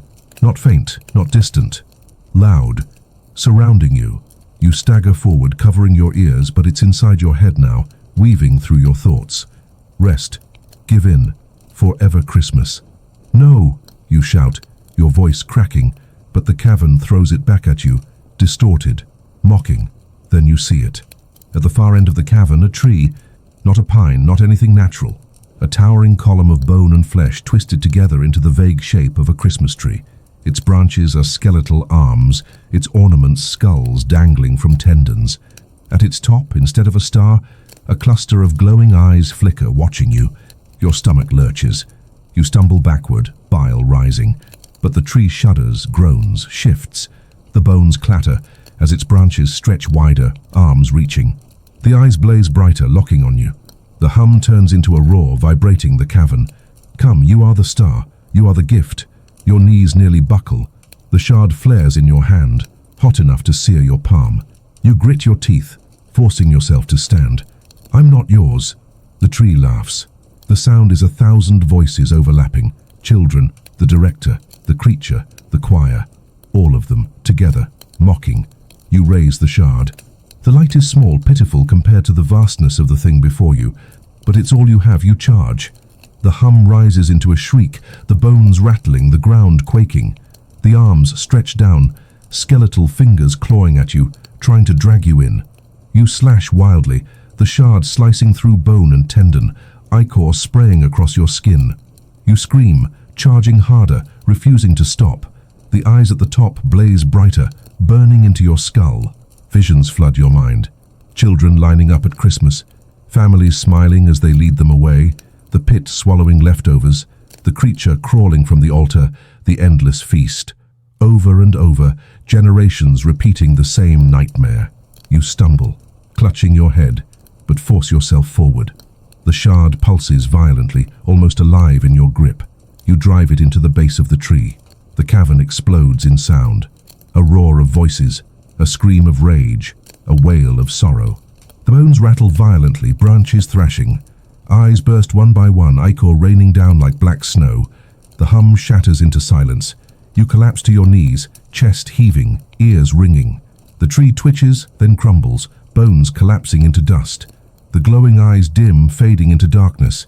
For the first time you think it's over, but then footsteps, slow, deliberate. You look up, your body trembling, and see her. The director, her face burned, her body broken, but standing, smiling. "You poor foolish child," she says softly. "You never killed it, you only fed it." Behind her the dust of the tree stirs. The bones twitch. The hum returns, faint but growing, and you realize she's right. The cavern shakes as dust rains down from the ceiling, bones grinding against each other. The broken tree twitches, its skeletal branches knitting back together, as if your desperate strike only woke it deeper. The hum grows louder, rolling like thunder through the stone. The director steps closer, her burned face glowing faintly in the shard's light. Her smile is calm now, almost maternal, though her eyes burn with something feral. "Do you understand yet?" she asks, her voice low, patient, like a teacher coaxing a stubborn pupil. You stagger back, chest heaving. "Understand what? That you're insane? That you've been feeding children to this thing for centuries?" She laughs softly, shaking her head. "Oh, child, I didn't build this. I only serve it. It was here long before me, long before this orphanage, before the families came with their velvet coats and empty charity, before the priests dressed hunger in hymns. This place has always been a cradle for the gift." The shard pulses in your grip, its heat rising until you can barely hold it. The tree groans, bones sliding, eyes flickering open one by one. The director raises her arms. "You call it horror. You call it curse. But what is Christmas if not the same lie repeated endlessly? The wealthy feast, the poor starve. Children are bought, sold, forgotten. Tell me, what is more honest? A gift that devours, or a gift wrapped in ribbons that rots just the same?" Her words cut deeper than you want them to. The visions flood your mind again. Children lined up like cattle, families smiling as they collect their prizes, blessings traded like livestock. Was this any different from the world above? You shake your head violently, forcing the thought away. No, you're twisting it. You're using it. You enjoy it. Her smile widens. Enjoyment has nothing to do with it. This is purpose. This is what every unwanted child becomes, part of the eternal Christmas. Not thrown away, not forgotten, forever remembered. She gestures toward the tree, its branches creaking, its eyes blazing brighter. "Look at it. Do you not see? Every child who was left behind is here, their bodies, their voices, their souls, singing together. A choir that will never end." The hum swells, the cavern vibrating, your teeth rattling. The sound is almost music now, distorted carols bending in your ears. You clutch your head, gasping, but the director's voice cuts through the storm. "You were never meant to escape. You were never meant to fight. You were meant to join. That is why you were not chosen. That is why you were spared." You stumble backward, pressing against the cavern wall. I won't." Her face softens, mockingly gentle. "You already are. Do you think the shard glows because you resist? No, it glows because it feeds. Every time you strike, every time you scream, you give it more. You've been feeding the gift since the first moment you ran." Your stomach twists. The shard pulses violently, heat searing into your palm.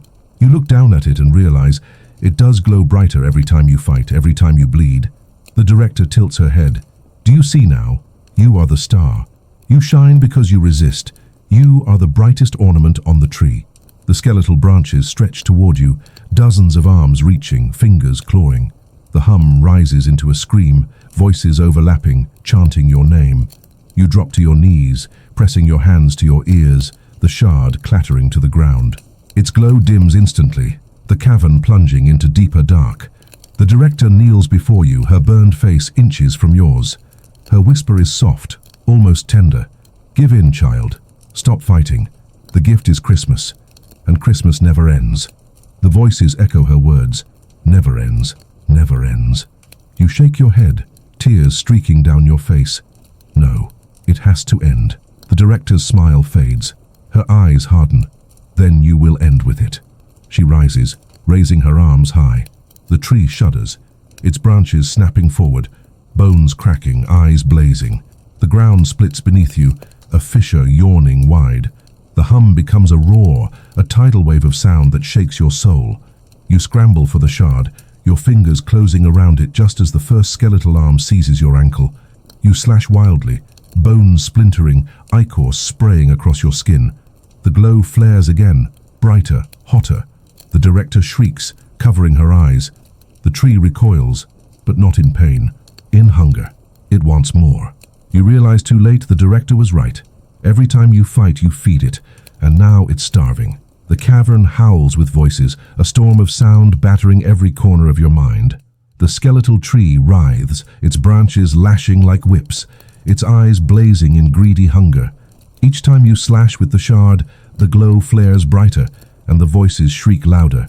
Not in pain, but in ecstasy. You're feeding it. You stumble backward, chest heaving, the shard burning so hot it feels welded to your palm. Your skin blisters around it, but you can't drop it. It's not just a weapon anymore. It's a leash, and you're the one being dragged. The director's laughter pierces the roar, sharp and cruel. Do you see, child, you can't destroy it, you can only give. Every strike, every scream, every drop of your blood, an offering, and it grows. The ground splits wider, bones jutting from the fissures like jagged teeth. Black ichor seeps out, bubbling, hissing as it touches the stone. The stench of rot and iron fills your lungs, choking you. You drop to your knees, clutching your head. There has to be another way.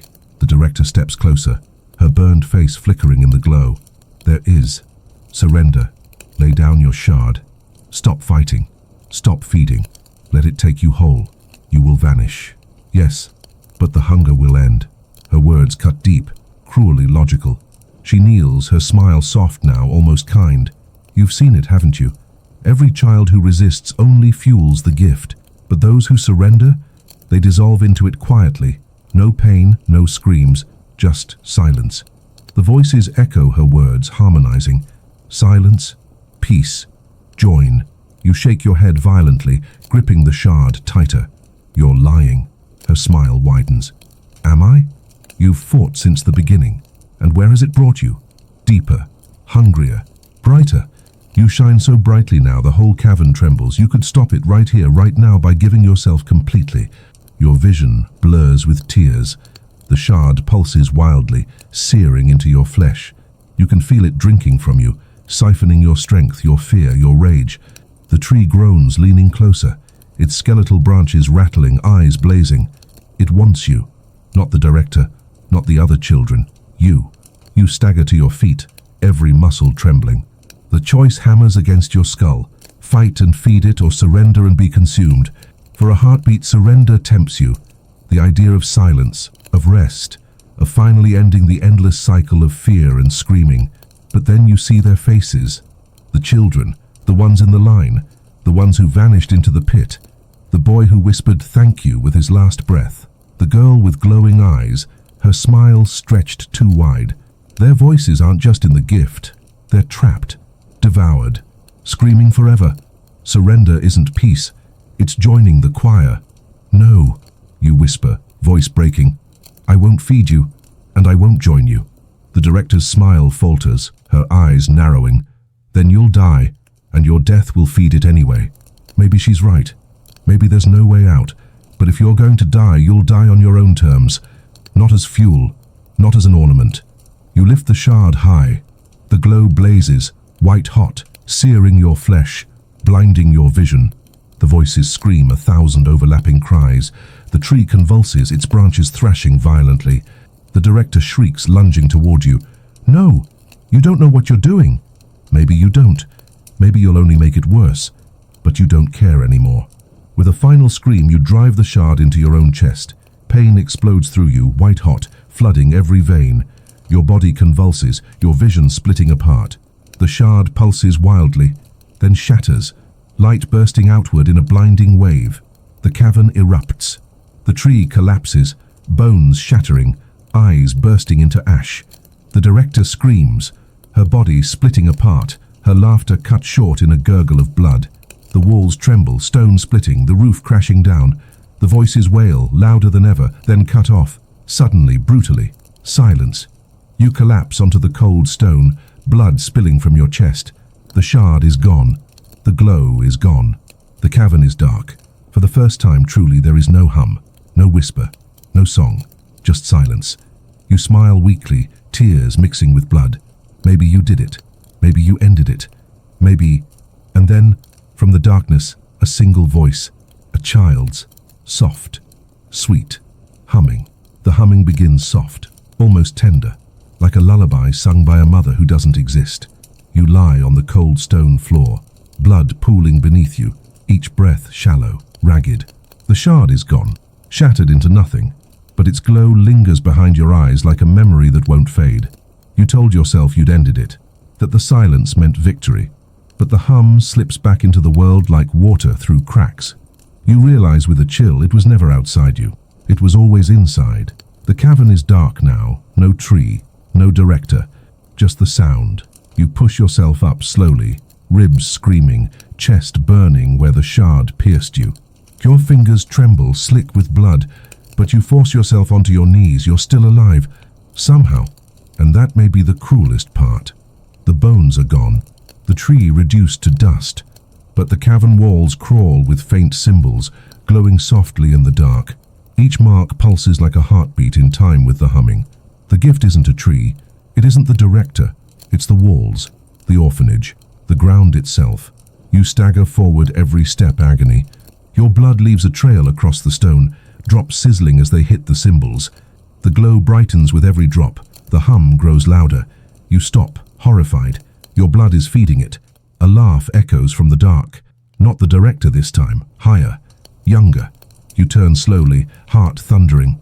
The girl stands at the far end of the cavern, her glowing eyes fixed on you, her smile stretched too wide. You see? She whispers. You can't kill Christmas. You can only become part of it. You shake your head, staggering backward. No, I destroyed it. Her laugh is sharp like broken glass. You destroyed the tree, but trees grow back. You destroyed the choir, but voices never die. You destroyed yourself, and yet, here you are, still humming. You freeze. She's right. Beneath the cavern's hum, beneath her words, you hear it, your own voice, soft, broken, humming the same lullaby. No, you gasp, clapping your hands over your mouth. But the sound keeps going, slipping through your teeth, vibrating in your chest. Your body hums without you. The girl tilts her head, stepping closer. You shine brighter than any star. That's why it loves you. That's why it claimed you. And now, you'll lead us. Behind her, shapes emerge. Children, dozens. Their hollow eyes glowing faintly, their lips moving in unison. They hum with you, their voices layering into the endless carol. You stumble back, pressing against the cavern wall. I won't be part of this. The girl's smile widens. You already are. Every breath you take now is the gift's. Every beat of your heart is its drum. You can't stop it. You can only lead it. The children spread across the cavern, circling you, their humming rising, vibrating the stone. Your chest burns, your throat aches, but the hum spills out of you louder, stronger. The more you fight it, the louder it becomes. The girl stops inches from your face, her cold breath brushing your skin. Merry Christmas, she whispers. The cavern erupts in light. The symbols blaze, the walls shaking, dust raining down. The children hum louder, their voices cracking into shrieks. Your body convulses, the hum tearing through your lungs, ripping from your throat like fire. You collapse to your knees, screaming through the song, the sound filling the cavern, shaking the bones of the world. And then, silence. The children are gone. The girl is gone, the cavern is gone, you're standing in snow. The night sky stretches above, stars glittering, the moon bright. A forest looms in the distance, quiet and still. Behind you, no orphanage, no walls, just an open field, blanketed in frost. Your breath fogs the air. The shard is gone. The hum is gone. Everything is quiet. For the first time, you think maybe you're free. Then you hear bells, faint, metallic, the same bells that always ring on Christmas Eve, and with them, the hum, rising from the snow beneath your feet. The bells echo across the snowfield, faint at first, then heavier, closer, until every toll rattles in your ribs. You sink to your knees, clutching your ears, but the sound isn't outside. It's inside, vibrating through your bones. The forest ahead shifts in the moonlight. The skeletal trees sway, though no wind stirs. Their branches stretch and twist, bending together until they form an archway, a perfect doorway of wood and shadow. Beyond it glimmers a warm light, orange flickering like a hearth fire. You shouldn't go closer. Every nerve in your body screams trap. But the bells push you forward, toll by toll, like a whip driving cattle. Your legs move on their own, boots crunching through the snow. The archway towers above you now. The light beyond flickers brighter, spilling across your face, warming your frozen skin. For a moment, it feels almost human, almost safe. You step through. The forest vanishes. You're standing in a small cottage, walls lined with garlands, candles glowing in the windows. A fire crackles in the hearth, filling the room with the scent of pine and spice. Stockings hang neatly over the mantel. A table sits in the corner, covered with roasted meat, steaming bread, sugared fruit. It's perfect. Too perfect. Your stomach clenches with hunger, but your hands tremble as you reach for the bread. You know this isn't real. You know what happens when you eat their food. Still, the smell claws at your throat, the warmth beckoning you closer. Then you hear it. Footsteps. A family enters. Mother, father, 2 children. They wear simple winter clothes, cheeks flushed from the cold. Their smiles are warm, genuine, human. For the first time you think maybe this isn't a trick. Maybe you've stumbled into a real home. The father beams at you. "You poor thing," he says, voice gentle. "Come sit, eat with us. It's Christmas." The mother touches your arm, her hand warm. You don't have to be afraid anymore. Tears sting your eyes. You've wanted to hear those words your whole life. You sit at the table. The children giggle, handing you a plate. The bread is soft, steaming. The meat glistens, rich and savory. Your stomach growls, louder than the bells, louder than the hum. You take a bite. It tastes like ashes. You gag, choking, spitting it out. The family freezes, their smiles flickering. The mother tilts her head. "Is it not good enough?" Her voice cracks, warping, splintering into dozens of voices. The father's smile stretches too wide, splitting his cheeks. The children's eyes glow faintly, their giggles turning to whispers. "Eat. Join. Be one of us." The cottage shudders. The garlands rot, pine needles falling in clumps. The candles drip black wax, flames sputtering green. The hearth fire belches smoke, the warmth curdling into heat that scorches your skin. You stumble back, plate clattering to the floor. The family rises, their faces peeling, wax dripping, mouths opening wider and wider until their jaws crack. The father steps closer, his voice booming. "This is Christmas. This is family. This is forever." You raise your hands, trembling, clutching nothing. The shard is gone, you're defenseless. The mother's smile stretches ear to ear. You can't run, little gift. There's nowhere else to go. Outside is only inside. Snow is only stone. Freedom is only the orphanage wearing another face. The walls close in, shrinking. The ceiling pressing down. The table rots, collapsing into maggots. The children climb onto it, their eyes glowing brighter, their whispers rising into the lullaby. You press your back against the wall, breath ragged. No. The family surges forward, arms outstretched, voices overlapping in a single chant. Not chosen, claimed. The room shatters. You're back in the cavern, kneeling in bones. The director's laughter echoes faintly from the dark. The hum vibrates in your chest, deeper than ever. The orphanage hasn't let you out. It never will. The snow, the forest, the cottage, all of it. Just another mask, another Christmas gift to unwrap. And every time you open it, you find the same thing inside, the gift. The bones crunch beneath your knees as you collapse, gasping. Your chest burns, your throat aches, but the worst pain isn't physical. It's the realization pounding against your skull. There is no outside. The orphanage is the snow. The orphanage is the forest. The orphanage is the cottage. Every escape was just another room in the same house, another box wrapped in different paper. And no matter how many you unwrap, Inside is always the same thing, the gift. The hum deepens, rolling through the cavern like thunder. The symbols on the walls pulse brighter, blood red, casting long shadows across the heaps of bones. For a moment, you swear the skulls are grinning, their hollow mouths opening and closing in rhythm with the song. You stagger to your feet, swaying, your hands trembling. I destroyed the tree, you whisper to no one, to yourself, to the cavern. I destroyed it. Why is it still here? The voices answer as one, because the tree was never the root. The root is everywhere. The root is you. The words dig into your chest, sharp as knives. You press your hands against your ears, but the sound is inside, vibrating through your ribs. You scream, but the cavern throws it back at you, warped, mocking, like another verse in the endless carol. From the shadows, shapes emerge. The children again, dozens of them, their pale faces glowing faintly. Their eyes shine like candles, their mouths moving in unison. The girl is at their center, her smile calm, steady, terrible. She tilts her head, watching you. Do you understand now? Your voice cracks. No, I can't. She steps closer, her small feet silent on the bones. You keep looking for an outside, but there isn't one. The orphanage is the world. The world is the orphanage. You can't leave it because you're already inside it. You always were.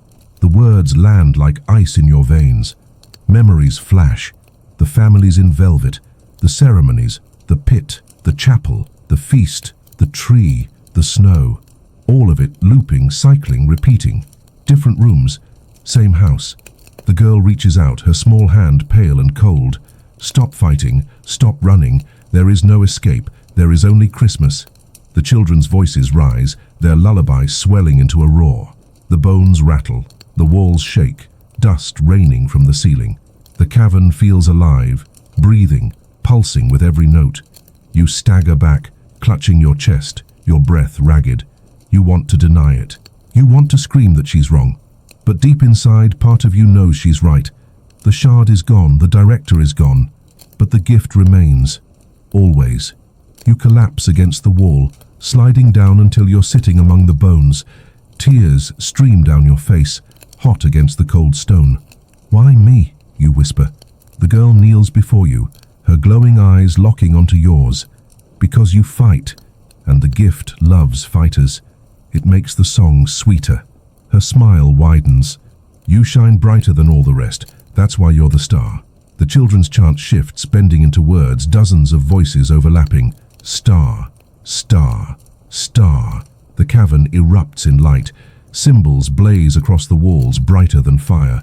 The children's eyes glow, their mouths stretching wider. The sound rising until it drowns your heartbeat. You scream, pressing your hands over your ears, but the sound swallows you whole. Your vision burns white. Your body convulses, every vein alight with fire. And through it all you hear her voice clear above the chaos. Merry Christmas. Then silence. When you open your eyes, you're standing in a room you don't recognize. It's warm, cozy. A Christmas tree glows in the corner, ornaments twinkling in the candlelight. Stockings hang from the mantel. A fire crackles, filling the air with the scent of pine and spice. Children laugh nearby, playing with toys. A family smiles, gathered around the table. It looks perfect, but you know better. The hum is in the walls. The fire flickers with too many faces. The ornaments on the tree blink, and when you look closer at the family, you see their eyes, hollow, empty. The girl's voice whispers in your ear, soft as snow. There is no outside. There is no end. Christmas is forever. You blink, and the world hums with you. The warmth of the fire presses against your face, but it doesn't feel real. It feels painted on, like a mask stretched too thin. You sit in the chair by the hearth, staring at the Christmas tree glittering in the corner. Its ornaments gleam, glassy and fragile. The lights blink in rhythm, too steady, too alive.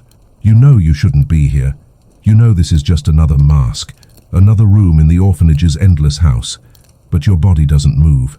Your hands rest on your lap, still, obedient. The family sits around you, smiling. Their faces are soft, their voices warm, their laughter gentle. The kind of family you used to dream about. But every time they blink, their eyes flicker with that faint glow. The hum lingers in the air, low and steady, weaving through every sound. You grip the armrest of the chair. Your nails dig into the wood. I have to leave, you think. I have to fight. But when you try to stand, your legs don't respond. You look down, and your heart seizes. Your skin is pale, too pale. Your veins glow faintly beneath the surface, pulsing with the hum. No, you whisper, your voice breaking. You claw at your arms, at your chest, as if you can rip the glow out. But the light pulses brighter with every breath. The girl's voice drifts from behind you, calm, inevitable. It's begun. You whip around. She stands by the tree, her glowing eyes reflecting the lights. Her smile is soft this time, almost sympathetic. You can't fight it anymore. You've given too much. Every strike, every scream, every drop of blood, you've fed it. And now it's inside you. You stumble back, shaking your head. No, I won't become this. I'm not yours. Her smile widens. You already are. You were the star, and stars don't burn forever. They fall, and when they fall, they become part of the sky. The family rises from their chairs. Their movements are slow, mechanical, as if pulled by strings. Their eyes blaze brighter, their mouths opening in perfect unison. The hum pours out, louder now, vibrating the walls. You clutch your head, screaming, "Stop, stop!" But your own voice betrays you. Beneath the scream, you're humming. The same lullaby. Your chest vibrates with it. Your throat sings it, even as your mind claws against it. The girl steps closer, her small hand reaching for yours. It's easier if you don't fight. Join us, sing with us, forever Christmas. Tears streak down your face. Your body trembles violently, the hum burning in your veins. You can feel it spreading, seeping into every corner of you. No, you rasp, but your voice is weak. The hum swells louder, breaking through your denial. The family surrounds you, their faces expressionless, their voices blending into the song. The fire crackles. The tree lights pulse, the ornaments shimmer. The whole room hums with you. Your vision blurs. Your body convulses. And for a moment, just a moment, you stop fighting. And it feels good. The hum smooths the edges of your pain. It silences the screaming in your skull. It makes the fear dissolve into warmth. It feels like being held, like being loved, like finally belonging. You sway, humming louder, the sound pouring from your chest without effort. The family smiles wider. The girl takes your hand, her fingers cold but steady. "There," she whispers. "Doesn't that feel better?" Your tears dry on your cheeks. Your body steadies. The hum fills you, warm and endless. But then, you see the ornaments. Glass balls glittering on the tree. Too many, far too many. And inside each one, faintly, a face, children, dozens, hundreds. Their mouths open in silent screams, their eyes wide, their hands pressed against the glass. Your stomach lurches. The warmth curdles into fire, into rage. You rip your hand from the girl's grip, stumbling back. "No, I won't be one of them." The hum falters, your voice shattering its rhythm. The family freezes, their heads snapping toward you. Their smiles vanish. The girl's glowing eyes flare with anger. "You don't get to choose, you never did." The room quakes, the tree shudders, ornaments rattling violently. The faces inside press harder against the glass, their screams bleeding into the hum. And through the chaos, you hear it, your own voice. Not humming now, screaming, trapped inside one of the ornaments, looking back at you with hollow eyes. You stagger, breath choking in your throat. "No." The girl's smile returns, sharp as broken ice. "Merry Christmas." The tree bursts into light. The explosion of light blinds you. For a heartbeat, you're weightless, suspended in brilliance. Then you crash back into the room, the fire roaring, the family humming, the ornaments rattling violently on the tree. Your skin burns, not from heat but from inside, as if something crawls beneath the surface. You look at your hands and see veins glowing brighter, pulsing in rhythm with the hum. Every throb feels like a nail hammered deeper into your body. The family steps closer, their eyes wide, mouths stretched into grotesque smiles. Their humming merges with yours until you can't tell where you end and they begin. The girl stands by the tree, watching with calm satisfaction. "See? You're almost there. Just a little more and you'll join them. You'll shine forever." The ornaments tremble on their hooks, the faces inside pressing harder against the glass. Their mouths stretch wider, screaming silently. You recognize them now. Not just children from the orphanage, but the boy who thanked you, the pale faces from the pit, even the creature's twisted grin, all of them staring at you, waiting. You stumble back, clutching your head. No, I'm not like them. The girl tilts her head, her smile sharp. You're brighter. That's why you were chosen to lead. You're the star, and stars belong on the tree. The family lunges. Their hands grip your arms, your shoulders, your chest. Their touch burns, not with heat, but with cold that seeps straight into your bones. You thrash, screaming, but the hum swallows your voice. Your body convulses. Your skin hardens, cracks spreading like frost across your arms. Light leaks through the cracks, shimmering like glass. Your reflection flashes in the ornaments. You're changing. Your scream turns into a hum. You drop to your knees, tears streaming down your glowing cheeks. The family holds you tight, forcing your body still. The girl kneels in front of you, her glowing eyes boring into yours. Look, she whispers. The tree shudders, branches rattling, ornaments swinging violently. One drops from the branch, shattering on the stone floor. For a split second, a child's face flickers free, screaming, sobbing, reaching. Then the light sucks it back into the tree, reforming the ornament instantly. No, you gasp. They're trapped. Forever. The girl nods, calm as ever. Yes, forever Christmas. Isn't that what everyone wants? You shake your head violently, struggling against the family's grip. Not me. Not ever. The hum falters. The cracks in your skin flicker, dimming for a moment. The girl's smile fades. Stubborn to the end, she hisses. The ornaments rattle louder, their light flaring. The children inside pound against the glass, their mouths open in desperate screams. The girl rises, her glowing eyes blazing with fury. You can't refuse. You don't refuse Christmas. The family tightens their grip, forcing you to your feet. Your arms glow brighter, the cracks spreading up your neck, across your face. You feel your body stiffening, your breath shortening.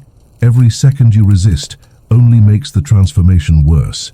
You thrash, scream, claw at their faces, but their skin peels like wax, reforming instantly. The hum drowns out everything, vibrating in your chest, your skull, your soul. Then through the roar you hear something else. A crack. The ornament nearest you splits down the middle. The child inside presses harder, its scream bleeding through the hum. For a heartbeat, the song falters. Your mind sparks. If you can break the ornaments, maybe you can free them. Maybe you can break the tree, maybe you can end it. You wrench free one arm, shoving the family back with inhuman strength you don't recognize. Light bursts from your cracks, searing the air. You seize the fallen ornament shard from the floor, its edge sharp as glass. The girl shrieks, lunging toward you. No! You smash the shard into the nearest ornament. It shatters. Light explodes outward, blinding. The child inside screams, not in pain, but in release. The sound slices through the hum, shattering its rhythm. The family collapses, their bodies twitching, their hum faltering. The tree shakes violently, branches thrashing. Dozens of ornaments crack, screams spilling out, breaking the endless song. The girl stumbles, her glowing eyes flickering. Stop! You'll destroy everything! You grin through the tears and the light pouring from your broken skin. Good. You raise the shard again. The shard slams into the glass ornament, splintering it into 100 glittering fragments. Light bursts outward, flooding the room, the child's scream turning into a laugh, sharp, wild, free, before fading into silence. The hum falters. The family collapses to their knees, mouths snapping open and closed like broken dolls, no sound escaping. Their eyes flicker, dimming. The girl staggers back, her glowing eyes flickering wildly, fury twisting her face. No, you don't understand. If you break them, you unmake them. There is no freedom, only nothing. Her words cut deep, but the sound of the ornaments cracking, the children's screams bleeding into the air. It feels right. It feels like the only way left. You swing again. Another ornament shatters, light tearing through the room, voices breaking free. The tree shudders, its branches rattling violently. The hum shifts into a roar, furious now, shaking the walls, rattling the hearth, knocking garlands from the mantel. The fire in the grate flares green, spitting ash across the room. The girl screams, lunging at you. Her small hands clamp around your wrist, nails sharp as glass digging into your skin. Stop, you'll tear it apart, you'll tear yourself apart. You wrench free, glowing cracks spreading across your chest, your neck, your face. Every smash of the shard tears you further open, light spilling from your body. You're not sure what's inside you anymore. Blood or the same fire that burns in the ornaments. The family rises again, staggering toward you, their movements jerky, frantic. Their humming returns, fractured and desperate, like a song on the verge of breaking. You slash through them with the shard, their bodies collapsing into wax, melting across the floor. You don't stop, you can't. You smash another ornament, then another. Each one bursts in a flare of light, each scream echoing through the room. The tree thrashes, branches snapping, ornaments crashing to the floor in a rain of glass. The children inside pound against the glass walls of their prisons, their faces stretching in terror and hope. You raise the shard, tears streaming down your glowing face. You're not staying here, and you smash the largest ornament. The explosion knocks you off your feet, hurling you across the room. The glass slices your skin, the light burns your eyes. For a moment the hum dies completely, replaced by silence so pure it feels alien. Then the roar returns. The tree convulses, its branches collapsing inward, its ornaments shattering all at once. Light floods the room, so bright it's blinding. Screams echo in every direction, dozens, hundreds, rising into one endless note. The girl shrieks, her glowing eyes bursting into flame. "You don't know what you've done! You've broken the gift!" The floor cracks, the hearth explodes, fire rushing outward. The walls peel away, the cottage burning into nothing. You tumble through the collapse, clutching the shard, your body breaking apart with every breath. For a heartbeat, you see the children's faces, not screaming now, not trapped, smiling, free. Then the ground swallows you.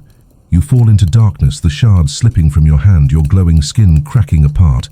The hum is gone, the roar is gone. Silence. You lie on cold stone again. When you open your eyes, you're in the cavern. The tree is gone, the director is gone, the children are gone, just you alone.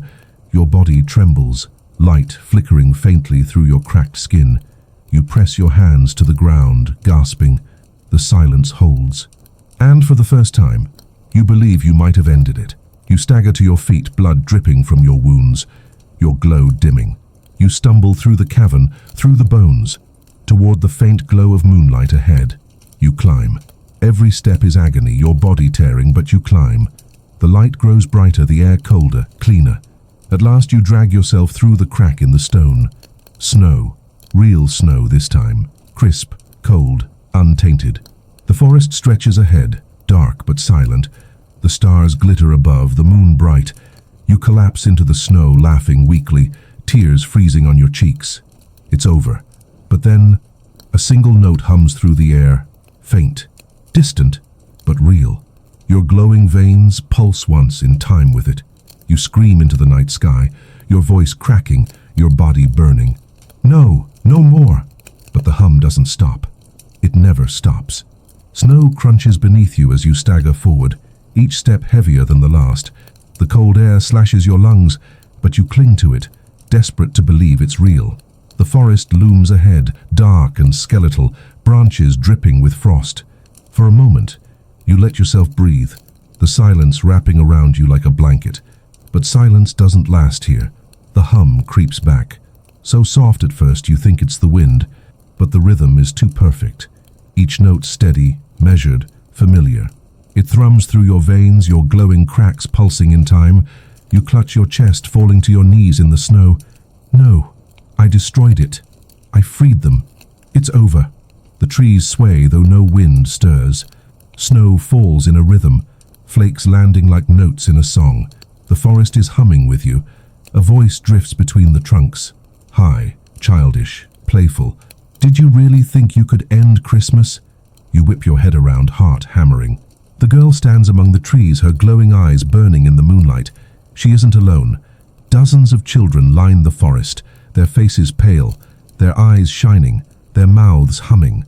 Your stomach twists. I freed you. I shattered the ornaments. You're supposed to be free.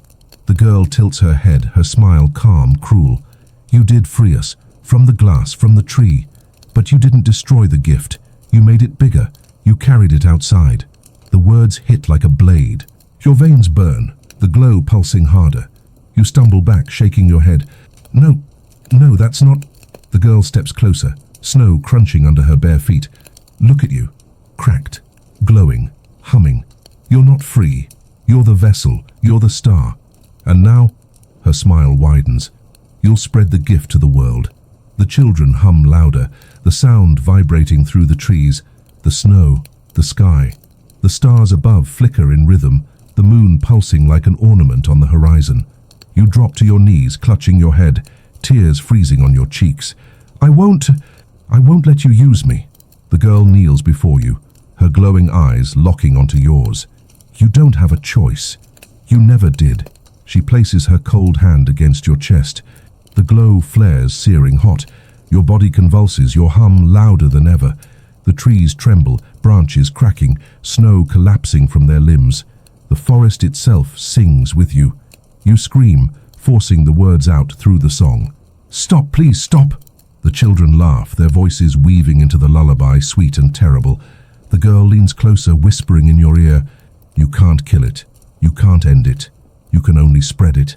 And that's what makes you perfect. The snowfield shifts beneath you, cracks splitting the ground.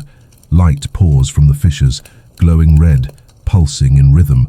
The forest bends, branches twisting together into the shape of a tree of ice and shadow, towering into the sky. Your stomach drops. The tree is reborn, not in the cavern, not in the orphanage, but here, outside, and it's your fault. The girl steps back, raising her arms. Behold the new Christmas tree, born from you, fed by you. You didn't destroy the gift, you set it free. The children cheer, their voices a choir of endless song. The forest shakes, snow collapsing in waves, light bursting from the ground. The tree stretches higher, its branches tipped with glowing eyes. Ornaments of ice forming and rattling in the wind. You collapse in the snow, sobbing, your cracks spreading wider, your light pouring out in rivers. The hum roars through your chest, through the earth, through the sky. The girl smiles, her glowing eyes blazing. Merry Christmas. And the world hums with you.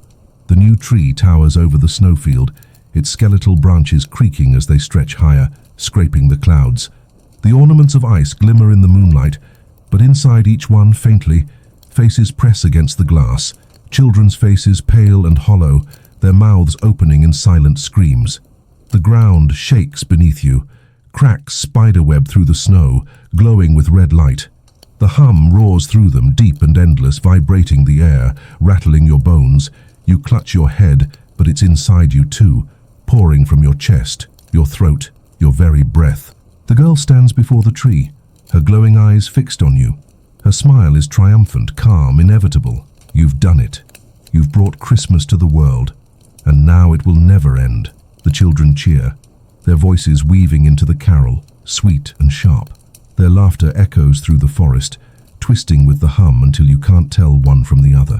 You stumble back, tears freezing on your cheeks. I didn't want this. I didn't ask for this. The girl tilts her head, her smile cruel.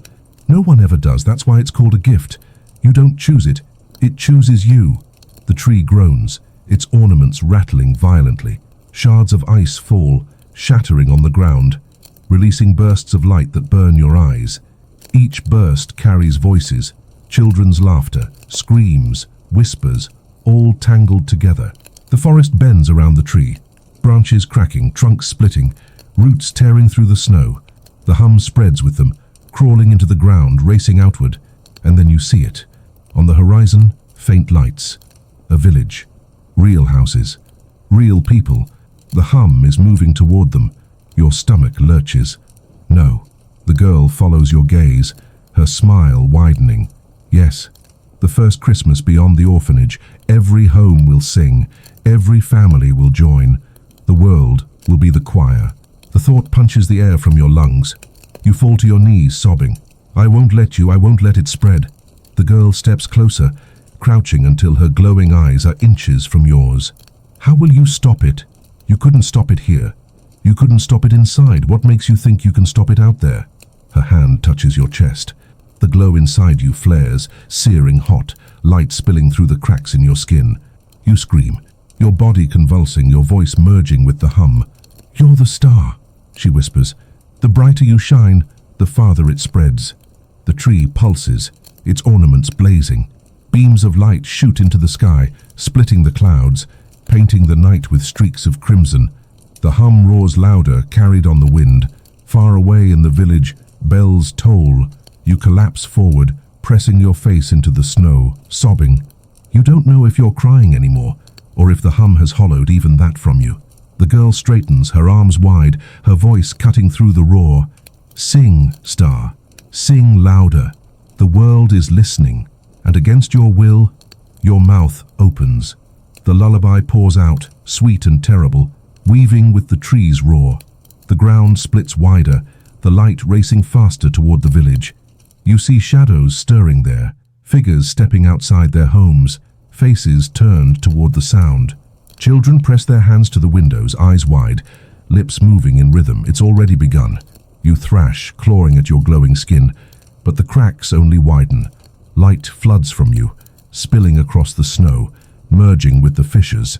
The hum deepens, the tree thrashing violently, its branches spreading farther.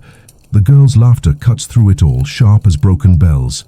Merry Christmas to the world, and the world hums back. The hum rolls across the snow like thunder, each note heavier than the last. The tree towers above, its skeletal branches scraping the clouds, its ornaments blazing with the light of trapped souls. The fissures spread faster now, glowing rivers of red crawling toward the distant village.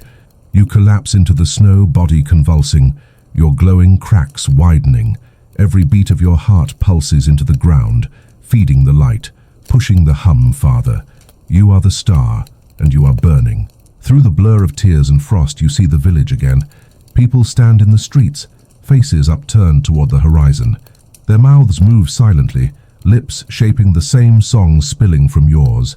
Children sway in doorways, eyes glowing faintly. It's happening. The gift is spreading. You slam your fists into the snow, screaming through the song. Stop! Leave them alone! The girl appears before you, stepping lightly across the ice, her glowing eyes steady, her smile endless. Why would it stop? They want this. Everyone wants Christmas forever. You've given them the best gift of all. You stagger to your feet, light spilling from your chest, your breath a ragged hum. No one wants this. Her smile sharpens. You wanted it. A family, warmth, belonging. You asked for Christmas, and now you've become it. Her words cut deep, ripping open the part of you that still remembers the hunger, the loneliness, the nights spent wishing someone, anyone, would take you in. She's right. You did want it, but not like this. You lunge at her, glowing cracks bursting brighter with each step. She doesn't move. She only tilts her head, smiling as your hands close around her shoulders. Her body is cold, too light, like she's made of snow. Fight if you want, she whispers. It only makes the song sweeter. You scream, your voice shattering into the hum, light bursting from your skin in waves. The tree groans, its branches snapping, its ornaments rattling violently. The fissures widen, swallowing the forest in rivers of fire. The girl laughs even as the ground quakes beneath her feet. Yes, sing louder, spread it farther. The village bells toll again, louder, closer. Lights flicker in every window. The hum carries on the wind, wrapping around every rooftop, every chimney, every heart. You fall to your knees, clutching your head, the light spilling from your body, blinding. No, no, I won't give you more. The girl crouches before you, her glowing eyes burning into yours. You already have every breath, every scream, every tear. You've been giving since the beginning. You can't stop now. Your vision blurs, your body trembles. The song pours from you, endless. And then, through the roar, you hear something else, a crack. You look up. One of the ornaments on the tree splits down the middle, then another, and another. Light bursts from them, children's screams cutting through the hum. The girl's smile falters. No!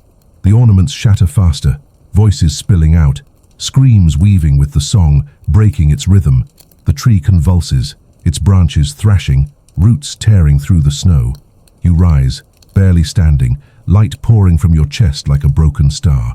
If I can't stop it, then I'll break it. You stumble toward the fissures, toward the glowing rivers feeding the tree. Your body burns, cracking wider with every step, but you don't stop. The hum roars louder, fighting you, trying to drag you down. The girl screams, her voice warping into dozens, hundreds. No, you'll destroy everything. You throw yourself into the fissure. Your body shatters, light exploding outward in a blinding wave. The ground quakes, the forest splits. The tree screams as its ornaments burst into fire. The hum breaks into static, then silence. For a heartbeat, there is nothing. Then darkness. When you open your eyes, you're lying in the snow again. The forest is gone. The tree is gone. The girl is gone. Just silence. The village lights still glow in the distance, warm and soft. You stagger to your feet, your body broken, your cracks gone. No light, no hum, just you. You laugh weakly, tears freezing on your cheeks. Maybe you did it, maybe you stopped it. Then a bell tolls. One strike, then another. And from the village, faint and sweet, a child's voice begins to hum. The bell tolls again, low and heavy, rolling through the snowfield like thunder. You freeze, every muscle seizing, your breath clouding in the cold. The silence you thought you'd won shatters, replaced by that faint, unmistakable hum. It comes from the village. You stumble forward, dragging your broken body across the snow. Each step is agony, your ribs screaming, your blood soaking into the white ground. But you can't stop. You have to see. You have to know. The closer you get, the clearer it becomes. Children's voices, high, sweet, weaving the lullaby you thought you'd buried in the cavern. The song that never ends. Your stomach twists. No, it can't be. You crest a hill, the village sprawled below. Snow-dusted rooftops, chimneys smoking, windows glowing with firelight. At first it looks peaceful, beautiful even. Then you hear it. Every house hums, not just the children, everyone. Men, women, families gathered at their tables, their mouths moving in unison. The lullaby pours from every window, every door, blending into a single, endless carol. And in the town square, a tree, not pine, not wood, bone, flesh.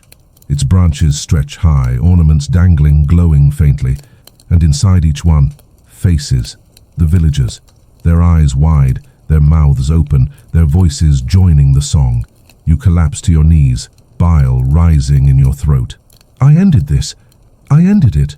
But you didn't. You carried it here. Your veins pulse, faint light flickering beneath your skin.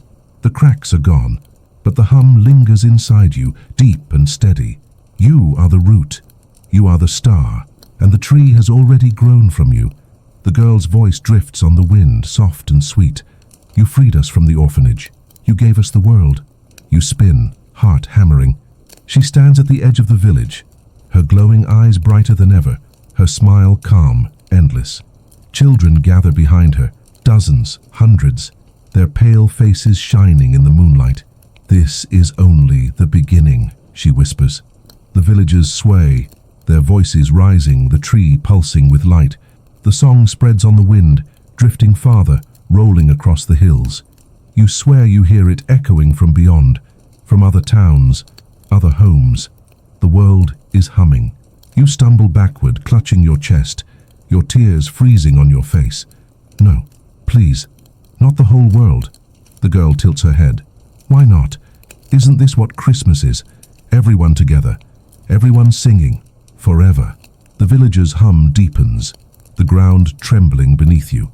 The tree thrashes, its ornaments rattling violently, faces pressing against the glass. The air thickens with the smell of pine and rot, sweet and sickening. You fall to your knees, sobbing. You thought you could end it. You thought you could fight it. But all you did was set it free. And now there is no orphanage, no walls, no pit.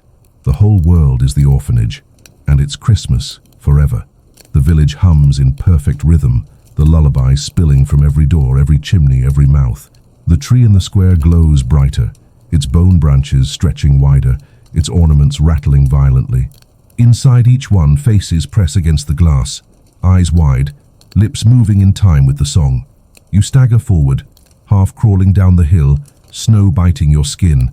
Your body feels heavier with every step, the faint glow in your veins pulsing harder, matching the rhythm of the carol.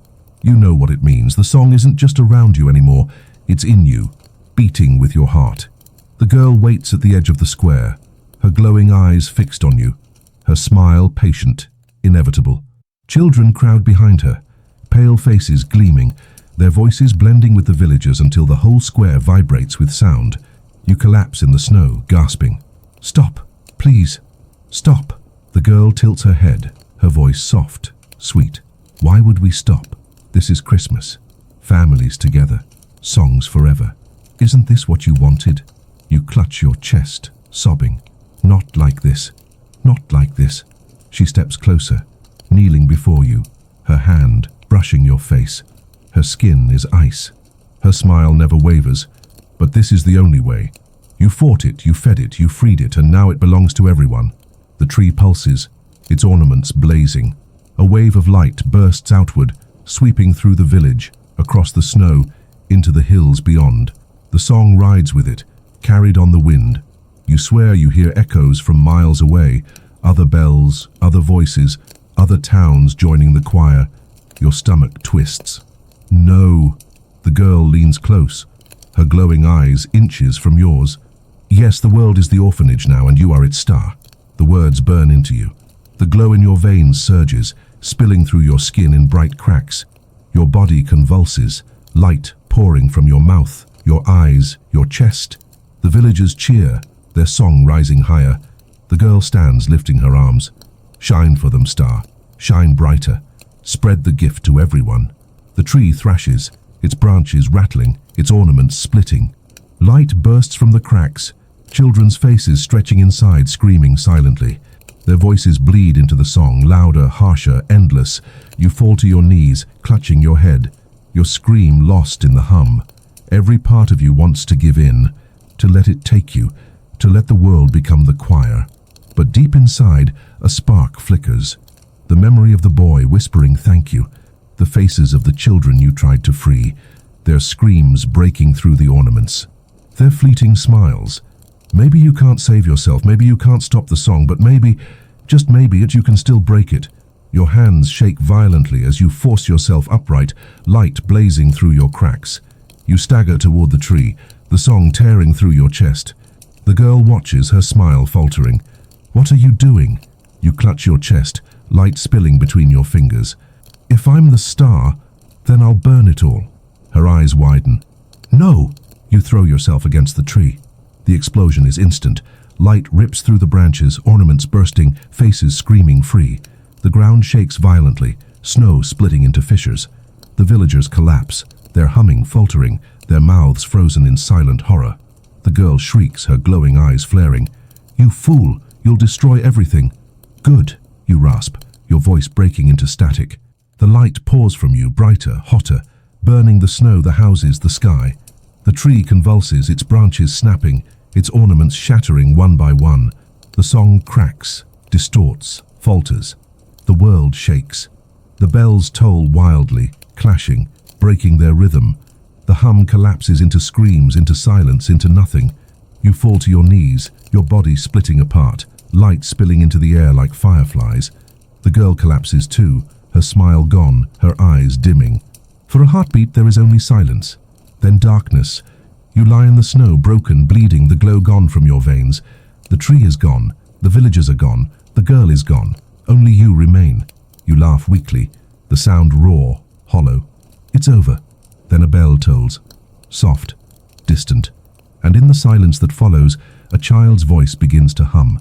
The bell tolls, faint but sharp, slicing through the silence like a knife. You freeze, every muscle locking, your breath frosting in the air. The snow around you is red with your blood, your body broken, your light extinguished. But the sound is alive. Then you hear it, a child's voice, soft, sweet, humming the lullaby. Your chest tightens. You turn your head, vision blurry, and see a small figure standing at the edge of the square. A girl, not the one you've seen, not the glowing-eyed spectre, but a real child, dark hair, frost on her cheeks, her eyes wide with innocence. She hums without understanding, her voice carrying the tune into the night. Behind her, more figures emerge. Villagers, men, women, children. Their mouths move unconsciously, the song spilling from them in whispers. Their eyes are empty, but their voices are strong. The girl you know, the one with glowing eyes, the one who's haunted every step, appears among them. Her smile returns, sharp as glass. See? You can't end it. You only pass it on. Every star burns out, but the sky always finds another. You try to crawl forward, your body screaming, your nails dragging furrows in the snow. No, please, stop them. She kneels before you, her pale face calm, her eyes blazing. Why fight? You've done your part. You've carried the gift farther than anyone before you. You should be proud. You cough, blood staining the snow, your body trembling violently. Proud. I destroyed everything. I killed them. Her smile widens. You freed them. Don't you hear their voices? Every ornament you broke, every scream you released, they're all singing now, not trapped, not forgotten. Part of the carol forever. The villagers' humming grows louder, steadier, rolling across the square in perfect rhythm. The girl's voice blends with theirs, her glowing eyes never leaving yours. You press your hands over your ears, but it's useless. The hum is inside you again, vibrating your ribs, curling around your heartbeat. You scream, but the sound warps into the song, your own voice betraying you. The girl leans close, her whisper sharp and final. Christmas is forever, and so are you. The villagers raise their arms in unison. The ground shakes, the snow splitting. A new tree erupts from the earth, taller, wider, its branches gleaming with ice and bone. Ornaments form instantly, faces pressing against the glass, eyes glowing faintly. You see your own face among them. Your stomach drops, bile rising in your throat. No, the ornament blinks. Its mouth moves in time with the song. Your song. The girl takes your hand, cold as stone. Look, you're home. The tree pulses, the ornaments blazing, the carol roaring louder than ever. The village shakes, the bells toll wildly, the stars flicker in rhythm. The song spreads on the wind, carried into the hills, the valleys, the cities beyond. You scream one last time, but it's lost in the choir. The light bursts from your chest, streaming into the tree, binding you to it. Your body collapses in the snow, lifeless, but your voice rises higher, sweeter, endless. The villagers sway, the children laugh, the girl smiles, and the world sings forever.